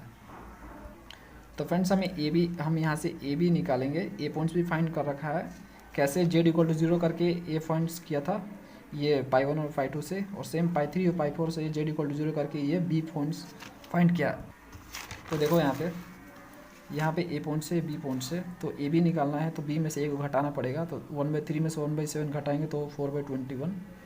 सेम तरह 0 में से -9/7 घटाएंगे तो 9/7, और 0 में से 0 घटाएंगे तो 0। तो ए बी हमें मिल गया ए बी वेक्टर। और दूसरा हमें A1 यानी लाइन 1 का जो पैरेलल वेक्टर है वो हमें मिला, यानी जो L1 M1 और N1 आया था वो आपका A1 का काम करेगा। A2 जो L2 M2 और N2 आया था वो आपका A2 का काम करेगा लाइन 2 में। तो यहाँ पे देखो 3 वेक्टर मिल गए। तीनों वेक्टर का जो वैल्यूम 0 आ जाए, मतलब तीनों वेक्टर से जो वैल्यूम जनरेट होगा उसका वैल्यू 0 आ जाए तो वो कोप्लेनर है, अदरवाइज नॉन कोप्लेनर है। तो यहाँ पे देखो AB A1 और A2 कोप्लेनर तभी होंगे जब तीनों का स्केलर प्रोडक्ट इक्वल टू 0 आए। तो ये जो हम लिख दिए यहाँ पे देखो AB का ये लिखा मैंने, और ये 13 है फ्रेंड्स, ठीक है, 13 तो ये A1 है, ये A2 है। तो जब इनका मैंने किया यहाँ पे तो देखो एक्जैक्ट यहाँ पे 0 नहीं आ रहा है। जब इसको हम सॉल्व करेंगे तो नॉट इक्वल टू 0, तो ये नॉट कोप्लेनर हो जाएगा। तो क्वेश्चन में फ्रेंड्स इस तरह से पता चलता है कि क्वेश्चन में कुछ एरर है। क्वेश्चन में इन लोगों ने कहीं से 2 की जगह 5 कर दिया, 5 की जगह 2 कर दिया। अच्छा 2 कहीं ना कहीं नंबर्स का जो है ये मिस्टेक है, तो जिसके कारण जो है ये आंसर नहीं आ पा रहा है, इन लोगों को कोप्लेनर नहीं आ पा रहा है। लेकिन देखो प्रोसेस सही हमारा, हमने जो प्रोसेस अपनाया ना, राइट वाला प्रोसेस अपनाया। ऐसा टाइप का आपको क्वेश्चन दिखे तो आप ऐसे ही करना, कोप्लेनर होगा तो वो 0 आ जाएगा, नहीं होगा तो 0 नहीं आएगा, नोट कोप्लेनर लिख के निकल जाना वहाँ से। तो फ्रेंड्स अगला क्वेश्चन देखो 6 number, prove that lines this are coplanar if this. ये कंडीशन दे रखा आपको और ये लाइन्स को आपको कोप्लेनर सिद्ध करना है। तो सेम क्वेश्चन है, तो इससे आप जो एक लाइन जनरेट करो और उसके बाद जो है डिटरमिनेंट सॉल्व करो तो आपको ये एक्चुअल मिल जाएगा। तो ये आप करो, ये आपके लिए है, नहीं होगा तो कमेंट कर देना, हम तो हैं ही आपके लिए। अगला क्वेश्चन की ओर बढ़ते हैं 7 number, obtain the equation of the straight line lying in the plane this and intersecting the line this at right angles. तो ये फ्रेंड्स क्वेश्चन बहुत ही सिंपल है। ये बोला इक्वेशन ऑफ एक स्ट्रेट लाइन निकालिए जो कि इस प्लेन में लाई करता हो और इस लाइन को इंटरसेक्ट करता हो, मतलब काटता हो राइट एंगल पे। देखो फ्रेंड डायग्राम को देखो, ये प्लेन है आपका और ये जो लाइन है जिसे हमें फाइंड करना है, देखो वो लाई कर रहा है इस प्लेन पे। ऐसा लिखा है कि जो जिसे आप फाइंड करना चाहते हो वो जो है इस प्लेन पे लाई कर रहा है, और एक और लाइन है जिसके परपेंडिकुलर है। तो देखो LO लाइन गिवन है आपको, वो उसके परपेंडिकुलर है, 90 डिग्री का एंगल बन रहा है, ठीक है। तो देखो जो प्लेन पे जो परपेंडिकुलर होता है तो ऑफकोर्स वो लाइन पे भी परपेंडिकुलर होगा, क्योंकि वो लाइन उस प्लेन में लाई कर रहा है। तो उस प्लेन में होगा तो प्लेन पे परपेंडिकुलर है तो उस लाइन पे भी परपेंडिकुलर होगा, तो ये भी 90 डिग्री। तो N जो है L वेक्टर के परपेंडिकुलर है, L लाइन के, ठीक है। और जो L छोटा वाला L है ये बड़े वाले L का भी परपेंडिकुलर, दोनों परपेंडिकुलर है। तो इसी कंसेप्ट का यूज़ करते हुए हम निकाल लेंगे इक्वेशन ऑफ इस बड़ा वाला L का।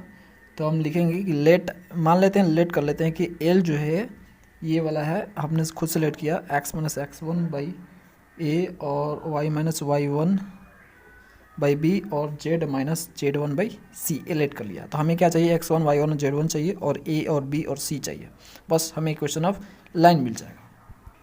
तो देखो ABC फाइंड करने के लिए लिखेंगे फॉर फाइंडिंग a, और ये ABC क्या है, डायरेक्शन वेक्टर है लाइन का, तो ABC। तो देखो जो चीज़ गिवन था मैंने यहाँ पे लिख दिया, प्लेन का इक्वेशन दिया था और ये छोटा वाला L जो है ये भी गिवन था आपको। तो फ्रेंड देखो इसको सपोज करो पाई लेट कर लेते हैं, प्लेन को पाई बोल दिया मैंने। तो ABC फाइंड करने के लिए गिवन है आपको, क्या क्या गिवन है क्वेश्चन में, तो गिवन है कि जो आपका L है जिसे आप फाइंड करने वाला वो परपेंडिकुलर है किसके, तो छोटा वाला L के, और किसके, पाई के। पाई का जो नॉर्मल वेक्टर है उसके परपेंडिकुलर होगा, ठीक है। पाई का जो यहाँ पे n जो है ना, बड़ा वाला n, ठीक है, इसके परपेंडिकुलर होगा, क्योंकि जो बड़ा वाला l है इस प्लेन में लाई कर रहा है ना, ये इसके परपेंडिकुलर थोड़ा ना प्लेन के, ये नॉर्मल के परपेंडिकुलर है। तो यहाँ पे n लिखो, तो यहाँ पे n लिखो, डायरेक्ट पाई क्यों लिखो, डायरेक्ट n लिखो। तो l जो है छोटा वाला l और n के परपेंडिकुलर है, तो दोनों का डॉट l और इसका जो डायरेक्शन, बड़ा वाला l का डायरेक्शन वेक्टर छोटा वाला का डायरेक्शन वेक्टर का डॉट 0 होगा, और इसका डायरेक्शन वेक्टर और इसका जो डायरेक्शन रेशियो होगा उसका डॉट जीरो होगा। तो देखो ये आपका इसका है ABC है, और छोटा वाला का जो है यहाँ पे देखो देख सकते हो यहाँ पे 3 4 7, और दूसरा यहाँ पे प्लेन का है, तो प्लेन का नॉर्मल वेक्टर यहाँ पे मिल जाएगा आपको 1, यहाँ 1 -2 और 4, ठीक है। तो पहले हम नॉर्मल का कर लेते हैं डॉट। तो देखो L का ABC और यहाँ पे 1 2 4, तो यहाँ पे लिख सकते हो चाहो तो आप। तो दोनों तो परपेंडिकुलर है L, कैपिटल L के। तो पहला केस लेते हैं फ्रेंड्स कि बड़ा वाला L जो है परपेंडिकुलर है N के, N वेक्टर के।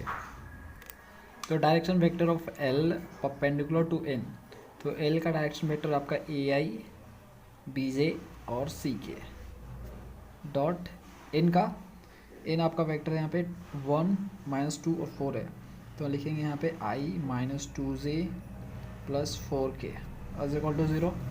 अब यहाँ से हमें क्या मिलेगा, ए B और -2B और C और आपका ये 4, तो 4C = 0। सेम उस तरह से दूसरा कैसे लेंगे, direction vector of capital L perpendicular direction vector of small l। तो देखो यहाँ पे स्मॉल l का डायरेक्शन वेक्टर 3 4 7 है, और इसका बड़ा वाला का ABC है। तो AI BJ CK ले लो डॉट, उसके बाद डायरेक्शन वेक्टर क्या स्मॉल है तो 3 4 7, तो 3I 4J + 7K = 0। अब यहाँ से होगा 3 × A आपका 3A, फिर इस तरह से 4B और इस तरह से 7C = 0। अब इस दोनों इक्वेशन को साथ में लिखेंगे और क्रॉस मल्टीप्लाई करेंगे, जिससे हमें मिलेगा, देखो क्रॉस मल्टीप्लाई कर रहे हैं, फाइनली हम कर रहे हैं फ्रेंड्स। ये आप कर लेना, क्योंकि एक ही चीज़ को बार बार करना सही नहीं है, समय की बर्बादी है।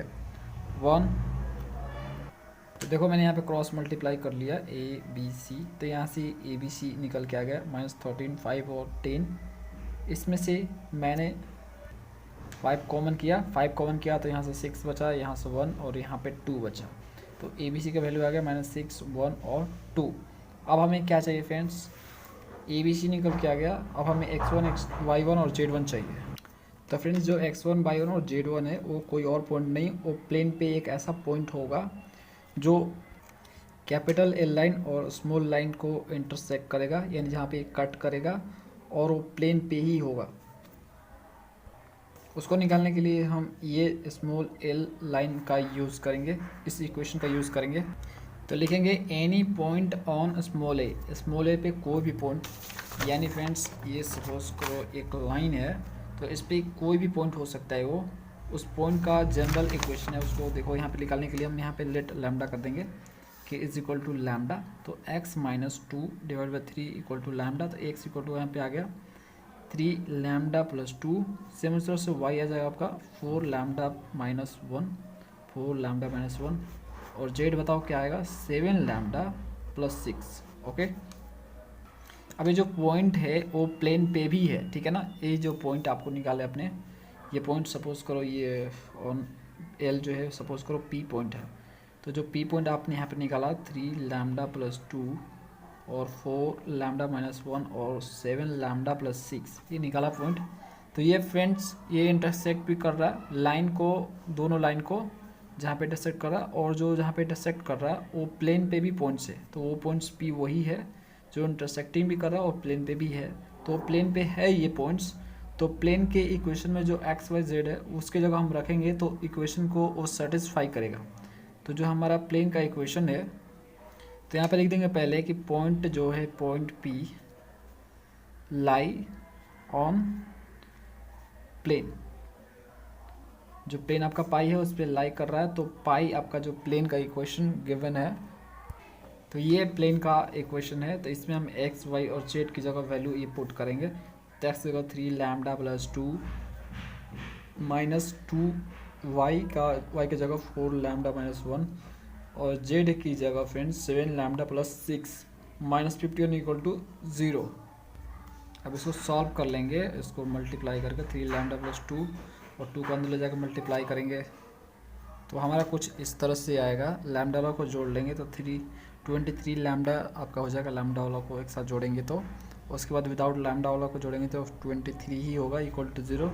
तो 23 लैम्डा इक्वल टू 23 कट जाएगा, तो लैम्डा इक्वल टू 1 आ गया। अब इस लैम्डा इक्वल टू 1 को पुट कर देंगे किसमें, एक्स वाई जेड में। पी की जो पॉइंट है ना, जो पी पॉइंट्स है, जो एक्स वाई जेड जो आया है इसमें पुट करेंगे। तो एक्स इक्वल टू हमें क्या मिलेगा फ्रेंड्स, 3 लैम्डा प्लस 2 दिया है, तो 3 इंटू 1 प्लस 2 इक्वल टू आपका ये 5 हो गया। y इक्वल टू आपका क्या है, 4 लैम्डा माइनस 1, तो 4 इंटू 1 माइनस 1 इक्वल टू आपका हो गया 3। और z इक्वल टू दिया है 7 लैम्डा प्लस 6, तो 7 इंटू 1 प्लस 6 इक्वल टू आपका हो गया 6 दूनी के 12 1 13। ठीक है, तो हमें पॉइंट पी भी मिल गया, जो कि हमें मिला 5 3 और 13। तो इक्वेशन ऑफ प्लेन निकलने के लिए दो ही चीज़ चाहिए होता है, एक पैरेलल वेक्टर चाहिए होता है और दूसरा पॉइंट्स। तो पॉइंट्स भी मिल गया और पैरेलल वेक्टर भी हमने फाइंड किया। तो हमें फाइनली यहाँ पे लिख देंगे फाइनली इक्वेशंस ऑफ एल, जो कि हमारा फ्रेंड था इसमें x माइनस x1, ये जो है ना x1 है, ये y1 है, ये z1 का काम करेगा। ठीक है, x ये आपका था और यहाँ से a y minus y1 by b था और z माइनस z1 बाई सी था। तो यहाँ से x1 की जगह 5, अब a की जगह इसमें देखो ए बी सी हमने निकाल कर रखा है ना, ए बी सी बोलो कहाँ निकाल कर रखा है, देखो ये -6 1 2। ठीक है, तो इसको रखेंगे यहाँ पे -6 1 2, तो -6। ठीक है, आपको दिख रहा होगा, देखो -6। सेम इस तरह से y में से y1 जो कि 3 है और -6, उसके बाद 1 था और z1 का काम कर रहा है 13 -13 और c का यहाँ पे 2 होगा। तो ये देख सकते हो, ये आपका इक्वेशन है, यानी कैपिटल L है ये। तो ये वही लाइन का इक्वेशन है जो कि गिवन लाइन के परपेंडिकुलर है और प्लेन पे है, यानी प्लेन में ये लाइन लाई कर रहा है। अगला question friends, find the equation of the straight line perpendicular to both lines and passing through their point of intersection. तो फ्रेंड्स, आपको एक ऐसा इक्वेशन निकालना है प्लेन का जो कि ये गिवन इक्वेशन के परपेंडिकुलर हो, यानी दोनों जो लाइन आपको दिख रहे हैं, इक्वेशन दिख रहे हैं दोनों लाइन के, इनके परपेंडिकुलर हो, और जो लाइन का इक्वेशन आप फाइंड करोगे वो दोनों, ये जो लाइन है इनके इंटरसेक्शन से जो पॉइंट्स आएगा उससे भी वो गुजरना चाहिए। लिख दिया है लोगों ने कि passing through their point of intersection. देखो इस डायग्राम को, जिससे आपको ज़्यादा समझ में आए। देखो L2 एक आपका इक्वेशन गिवन है, L3 दिया है, मतलब दो आपको इक्वेशन लाइन के दिए हैं, L2 और L3 मैंने उसको लेट कर लिया। तो देखो दोनों L2 और L2 एक दूसरे को इंटरसेक्ट कर रहे हैं इस पॉइंट पे। तो आपको बोल रहा है कि एक ऐसा लाइन का इक्वेशन निकालो, स्ट्रेट लाइन का, जो कि इनके जो पॉइंट ऑफ इंटरसेक्शन है, जहाँ पे एक दूसरे को कट कर रहे हैं, उससे पास करता हो। ठीक है, और ये भी इसमें गिवन है कि जो L1 है, मतलब जिसको आपको निकालना है, ये दोनों के परपेंडिकुलर भी है। ठीक है, ये दोनों के परपेंडिकुलर, इससे 90 बना रहा है और इससे भी 90 बना रहा है। समझ में आ गया? तो ये हमने लेट कर लिया कि मान लेते हैं जिसको हमें निकालना है L1 उससे, और उसका इक्वेशन कुछ इस तरह से होगा जिसमें हमें x1 y1 और z1 और ABC निकालने हैं। ये C निकल जाए तो हम इसमें रख देंगे, हमें L1 मिल जाएगा। और L2 और L3 आपको गिवन है। अब चलो जो कंडीशन दे रखा है उसका यूज़ करके हम ABC पहले फाइंड करेंगे, परपेंडिकुलर का यूज़ करके। इन लोगों ने बोल रखा है कि परपेंडिकुलर है, तो यहाँ पे लिखेंगे गिवन। पहले यहाँ पे लिखते हैं सॉल्यूशन। गिवन क्या है फ्रेंड्स, L1 जो है परपेंडिकुलर है L2 के, ऐसा गिवन है।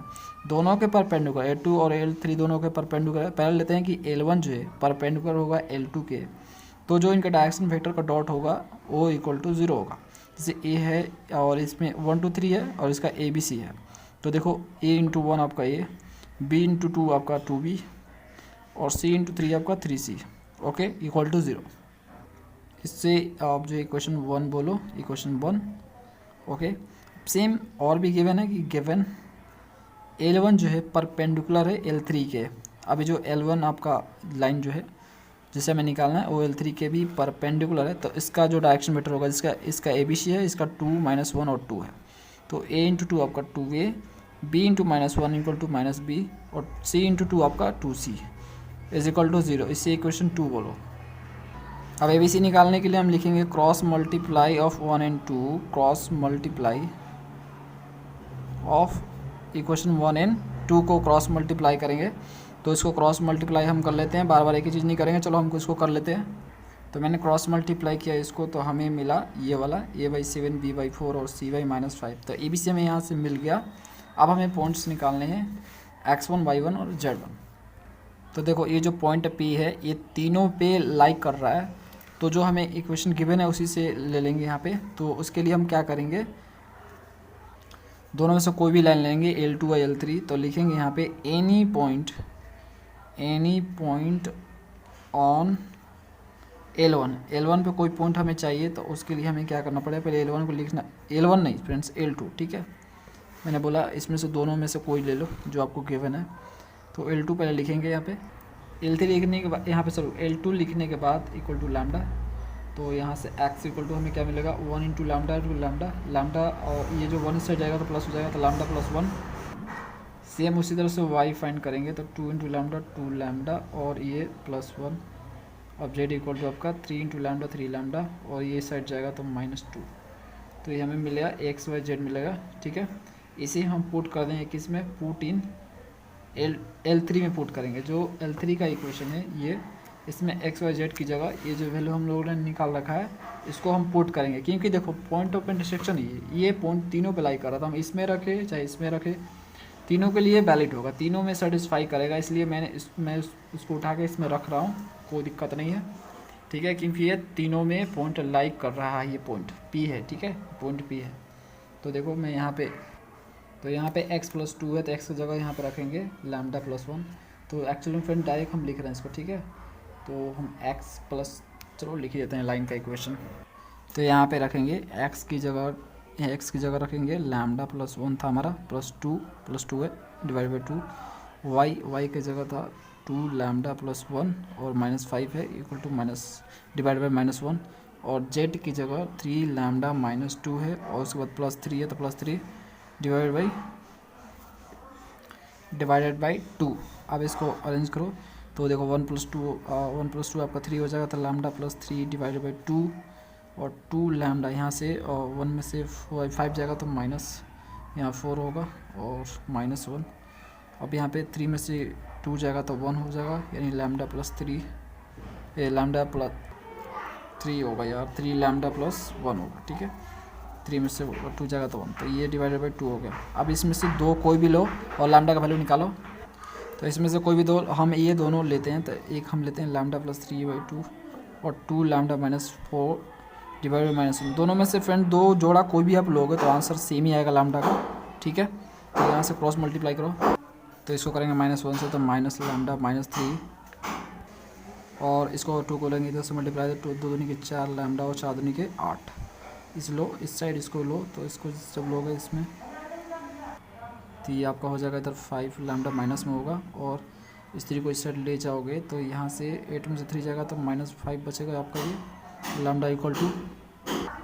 तो यहाँ से -5 कटेगा तो फ्रेंड्स यहाँ से 1 आएगा, तो लैम्डा का वैल्यू 1 आया।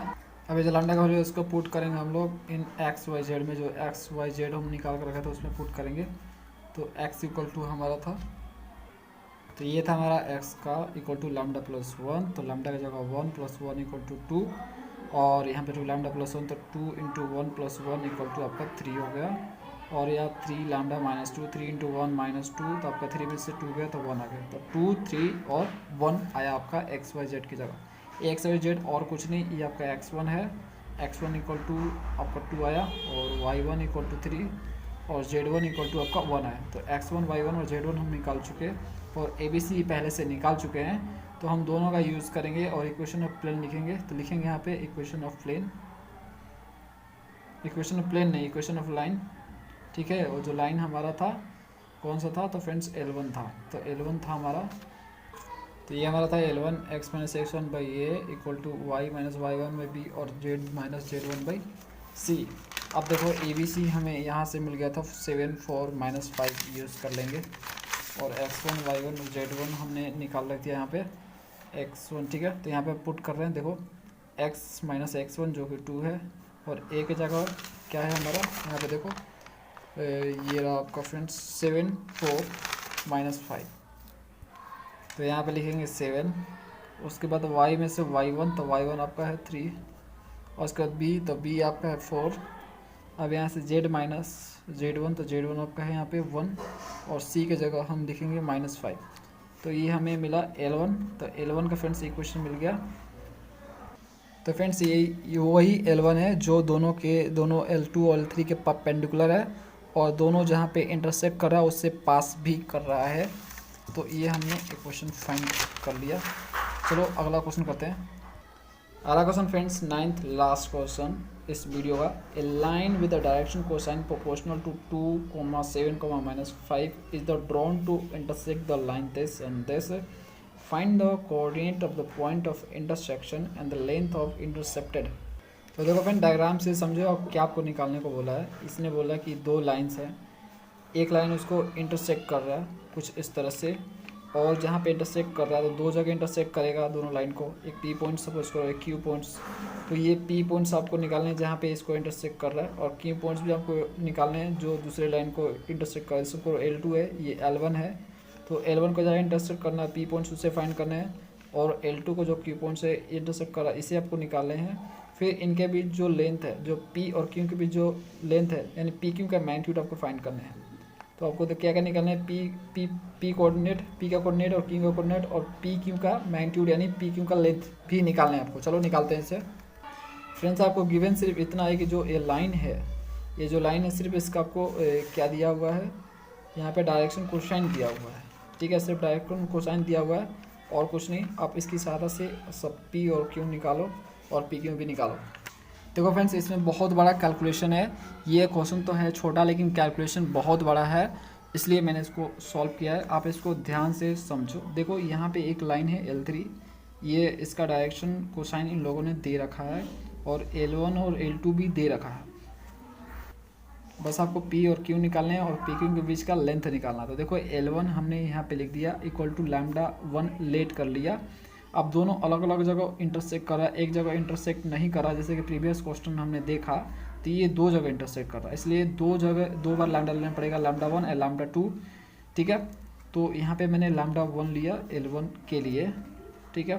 तो एनी पॉइंट ऑन लाइन, जैसे L1 पे मान लो कि P कोई पॉइंट है, ठीक है, जैसे L1 P है, L1 है, इस पे पॉइंट P है एक, तो उसका कोऑर्डिनेट कुछ इस तरह से होगा, इक्वल टू λ1 कर दिया आपने, तो x y z यहाँ से निकाल लोगे इक्वेट करके, x - 8 divided by 3 equal to λ करोगे तो x का वैल्यू आएगा, सेम इस तरह से y का और z का यहाँ पे आएगा। तो ये आपका कोऑर्डिनेट हो गया पॉइंट P का, ठीक है। L2 का सेम इसी तरह से कोऑर्डिनेट निकालोगे, तो ये L2 का इक्वेशन दे रखा इन लोगों ने, यहाँ पे λ2 लेट कर लिया हमने, क्योंकि मैंने आपको बताया ना दो जगह इंटरसेक्ट करा तो दो हमें लैम्डा लेट करना पड़ेगा, एक λ1 हो गया, एक λ2 हो गया लाइन 2 के लिए, ठीक है।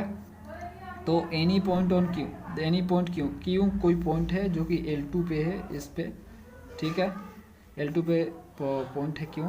तो उसे फाइंड करने के लिए हमें क्या करना पड़ेगा, ये जैसे कि x निकालना है, इसे x + 3 divide by -3 equal to λ, तो x इक्वल टू आपका क्या हो जाएगा -3 λ2 - 3 सेम। तो इस तरह से इसको लोगे, इसको इक्वेट करोगे तो फिर ये आपका ये आएगा y इक्वल टू, फिर z इसको करोगे तो z इक्वल टू आपका ये वाला आएगा। तो p और q का इस तरह से आपने कोऑर्डिनेट निकाल लिया λ1 और λ2 के फॉर्मेट में।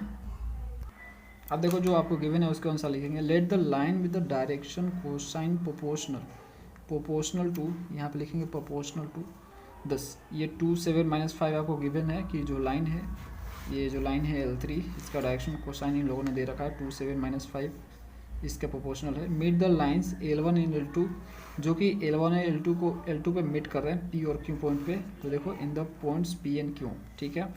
Direction cosine of PQ are proportional to PQ 10। तो जो PQ का डायरेक्शन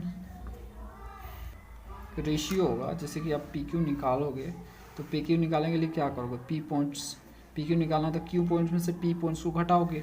तो देखो ये Q पॉइंट्स आपके आ गए, ये आपके P पॉइंट्स आ गए, तो इसमें से इसको माइनस करोगे तो -3 λ2 -3 में से माइनस करोगे -3 λ - 8, ठीक है। तो वही चीज़ मैंने यहाँ पे लिखा है। सेम उस तरह से जो y को माइनस करोगे आप इसमें से इसको माइनस करोगे वाई वाला, फिर जेड वाला, ठीक है। तो सेम ऐसा करोगे तो आपको यहाँ से पी क्यू मिल जाएगा, ठीक है। अब इसको जो यहाँ पे -8 है और -3 है, जो कांस्टेंट नंबर है उसको हम जोड़ घटाव कर लेंगे तो ये देखो -11 आ गया। सेम इस तरह से इसमें कर लेंगे आप 3 और -6, तो यहाँ से फ्रेंड्स आपका ये यहाँ पे ये फ्रेंड्स, तो फ्रेंड देखो यहाँ पे आपका -6 है और 3 है, तो यहाँ से -6 में से 3 जाएगा तो ये -3 होगा, ठीक है। इसको थोड़ा नोट करना, -3 है, ठीक है। और आपका जेड वाला तो सेम है, 4 और λ2 माइनस λ1 + 7 आएगा आपका, क्योंकि जब इसमें से इसको माइनस करोगे, ये इसमें से इसको करोगे इसको, तो आपका ये आएगा, कहाँ गया, 4 λ2 माइनस λ1 + 7। तो ये आपको जो मिला पी क्यू, ये डायरेक्शन रेशियो हो गया पी क्यू का, ठीक है। ये पी क्यू का हो गया, लेकिन L3 का डायरेक्शन कोसाइन दे रखा है इन लोगों ने, तो वो दे रखा है आपको देखो, लेकिन but the direction cosine of P Q are also proportional to this 2 7 -5 होगा। क्यों? क्योंकि जो L3 है इसका डायरेक्शन कोसाइन दे रखा है इन लोगों ने। तो जो डायरेक्शन कोसाइन क्या होता है, लाइन के पैरेलल होता है, और पी क्यू भी दे रखा है ये, और एक और यहाँ पे लाइन हो गया, सपोज करो यहाँ पे ऐसा लाइन हो गया, पैरेलल हो गया, और L3 के, तो दोनों एक दूसरे के प्रोपोर्शनल हो जाएंगे क्योंकि पैरेलल हैं, ठीक है। तो ये देखो 2 7 -5 जो है दे रखा है इन लोगों ने क्वेश्चन में। तो the line with the direction cosine proportional to this and meets the L1 L2 in the P and Q पे। तो इस तरह से P और Q पे भी मिट करेंगे क्योंकि एक दूसरे के पैरेलल हो जाएंगे ना, एक्चुअल में इसी पे है ये, ठीक है। इस तरह से आप कर लो कि ये लाइन जो है ना, एक्चुअल में ये जो लाइन है फ्रेंड्स, इसी के पैरेलल जो एक वेक्टर होता है उसे हम डायरेक्शन वेक्टर बोलते हैं, जो बताता है कि ये जो है आपका लाइन 3 जो है किस डायरेक्शंस में, ठीक है। और पी क्यू भी है, तो दोनों एक दूसरे के पैरेलल हो गए तो प्रोपोर्शनल हो जाएंगे दोनों, ठीक है। लाइन विद द डायरेक्शन को प्रोपोर्शनल टू दिस 2 7 -5 और मिट्स कर रहे हैं कहाँ पे, L1 L2 पे, P और Q पॉइंट्स पे मिट कर रहे हैं, देख सकते हैं P और Q पॉइंट मिट कर रहे हैं L1 और L2 लाइन पे। तो फ्रेंड्स ये आपका गिवन है 2, 7, -5, ठीक है, डायरेक्शन क्वेश्चन। और अभी हमने पी क्यू निकाल भी लिया है, तो दोनों प्रोपोर्शनल हो जाएंगे। तो देखो, तो दोनों को प्रोपोर्शनली इस तरह से हमने लिख दिया, ये पी क्यू का है ऊपर वाला पार्ट, और नीचे आपका जो गिवन है वो लाइन का डायरेक्शन कोसाइन जो गिवन था वो।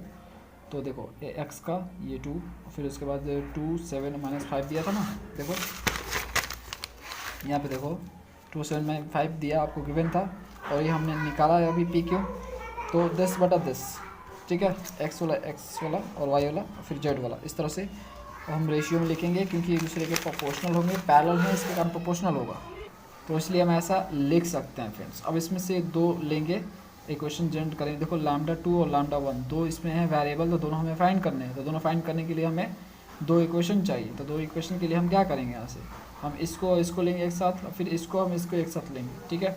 तो हम इसको लेते हैं साथ में, तो जब हम इसको लेंगे तो कुछ इस तरह से हमारा, देखो फ्रेंड्स यहाँ पे -3, ठीक है ना, 2 λ2 + λ1 -3 है, ठीक है। तो उसके बाद हमने लिया दोनों को यहाँ से क्रॉस मल्टीप्लाई किया, 7 को इससे और 2 को इससे, तो कुछ इस तरह से हुआ। इसको करने के बाद λ2 और λ1 को एक साइड कर लेंगे, और उसके बाद जो विदाउट लैम्डा वाला है उसको एक साथ प्लस माइनस कर लेंगे।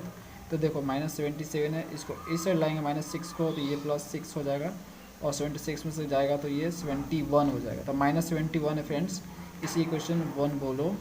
अब जो हम ए वाला और ये वाला लेंगे साथ में, दूसरा इक्वेशन बनाने के लिए हम ए वाला और ए वाला लेंगे। तो देखो हमने वही किया, 10 और 10 लिया, तो क्रॉस मल्टीप्लाई करेंगे इसको, तो हमारा ये मिलेगा। फिर से λ2 λ1 एक साथ, और उसके बाद जो विदाउट लैम्डा वाला को हम प्लस माइनस कर लेंगे। तो देखो 14 को साइड लाएंगे तो ये 14 माइनस में हो जाएगा, दोनों को ऐड करेंगे तो 94 आ जाएगा माइनस में, इक्वेशन 2 बोलते हैं। अब देखो इसमें से हमें λ1 λ2 निकालने के लिए हमने क्या किया, और इस इक्वेशन में 2 से मल्टीप्लाई कर दिया, ठीक है, और इसमें 23 से मल्टीप्लाई कर दिया, जिससे ये λ1 और ये जो है दोनों प्लस माइनस कट जाए और सिर्फ λ2 बचे, जिससे λ2 का हम वैल्यू निकाल सके। तो मैंने इसमें से 23 से मल्टीप्लाई किया और इसमें 2 से, तो ये दोनों इक्वल हो जाए। तो देखो यहाँ 46 दोनों में इक्वल हो गया, ठीक है। और मतलब पूरा इक्वेशन 2 से मल्टीप्लाई कर देना आपको। तो देखो मैंने यहाँ पे कर दिया, पूरा में 2 से मल्टीप्लाई, ये -142 है, ओके। 23 से पूरा इक्वेशन मल्टीप्लाई किया तो ये हमारा मिला। तो उसके बाद 46 प्लस माइनस कट गया तो आपका ये बचा 50 और 874 को ऐड करेंगे 924 माइनस में λ2 माइनस 142 और 2162 को यहाँ पे ऐड करेंगे तो माइनस 2304 आ जाएगा। 2304 है 2304, ठीक है। तो यहाँ से λ2 आएगा। तो λ2 लाने के लिए क्या करेंगे, इसको इस साइड भेजेंगे और इसको डिवीज़न में ला जाएंगे। तो ये पे माइनस होगा फ्रेंड, माइनस 2304 डिवाइड बाई 924, ये 576 और 231 टाइम्स में यहाँ पे इसको इक्वल टाइम्स में कट जाएगा।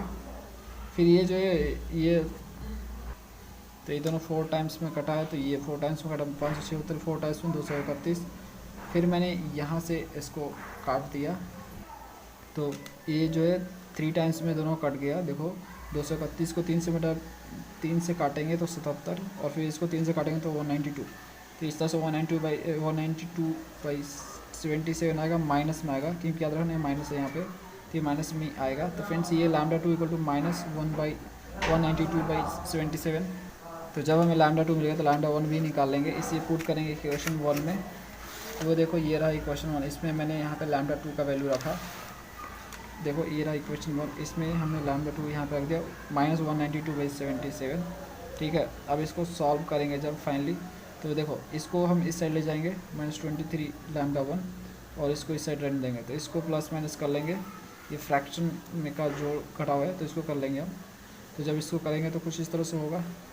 और उसके बाद जो फ्रेंड्स ये 48 यहाँ पे 100 में से हम यहाँ से 5467 को माइनस करेंगे तो -667 आ जाएगा डिवाइड बाई 7। ये 23 को काट देगा। देखो 23 में 29 टाइम्स में कट जाएगा ये, तो ये -29 टाइम्स -29 डिवाइड बाई 77 यहाँ पे होगा λ1। अब हमें λ1 λ2 मिल चुका है। अब हम पी पॉइंट्स और क्यू पॉइंट्स निकाल सकते हैं। क्वेश्चन में बोला गया था कि पी पॉइंट्स और क्यू पॉइंट्स निकालिए, फिर जो है पी क्यू निकालिए। तो पी निकालने के लिए पी का जो कोऑर्डिनेट हमने लिखा था λ1 के फॉर्मेट में था तो उसको लिख लेंगे, जैसे 3λ1 + 8 माइनस λ1 + 6 और λ1 - 1। तो इसमें λ1 का जो वैल्यू आया ये वाला, इसको पुट करेंगे। तो जैसे ही पुट करेंगे और कैलकुलेट करते जाएंगे तो फाइनली हमें ये मिलेगा।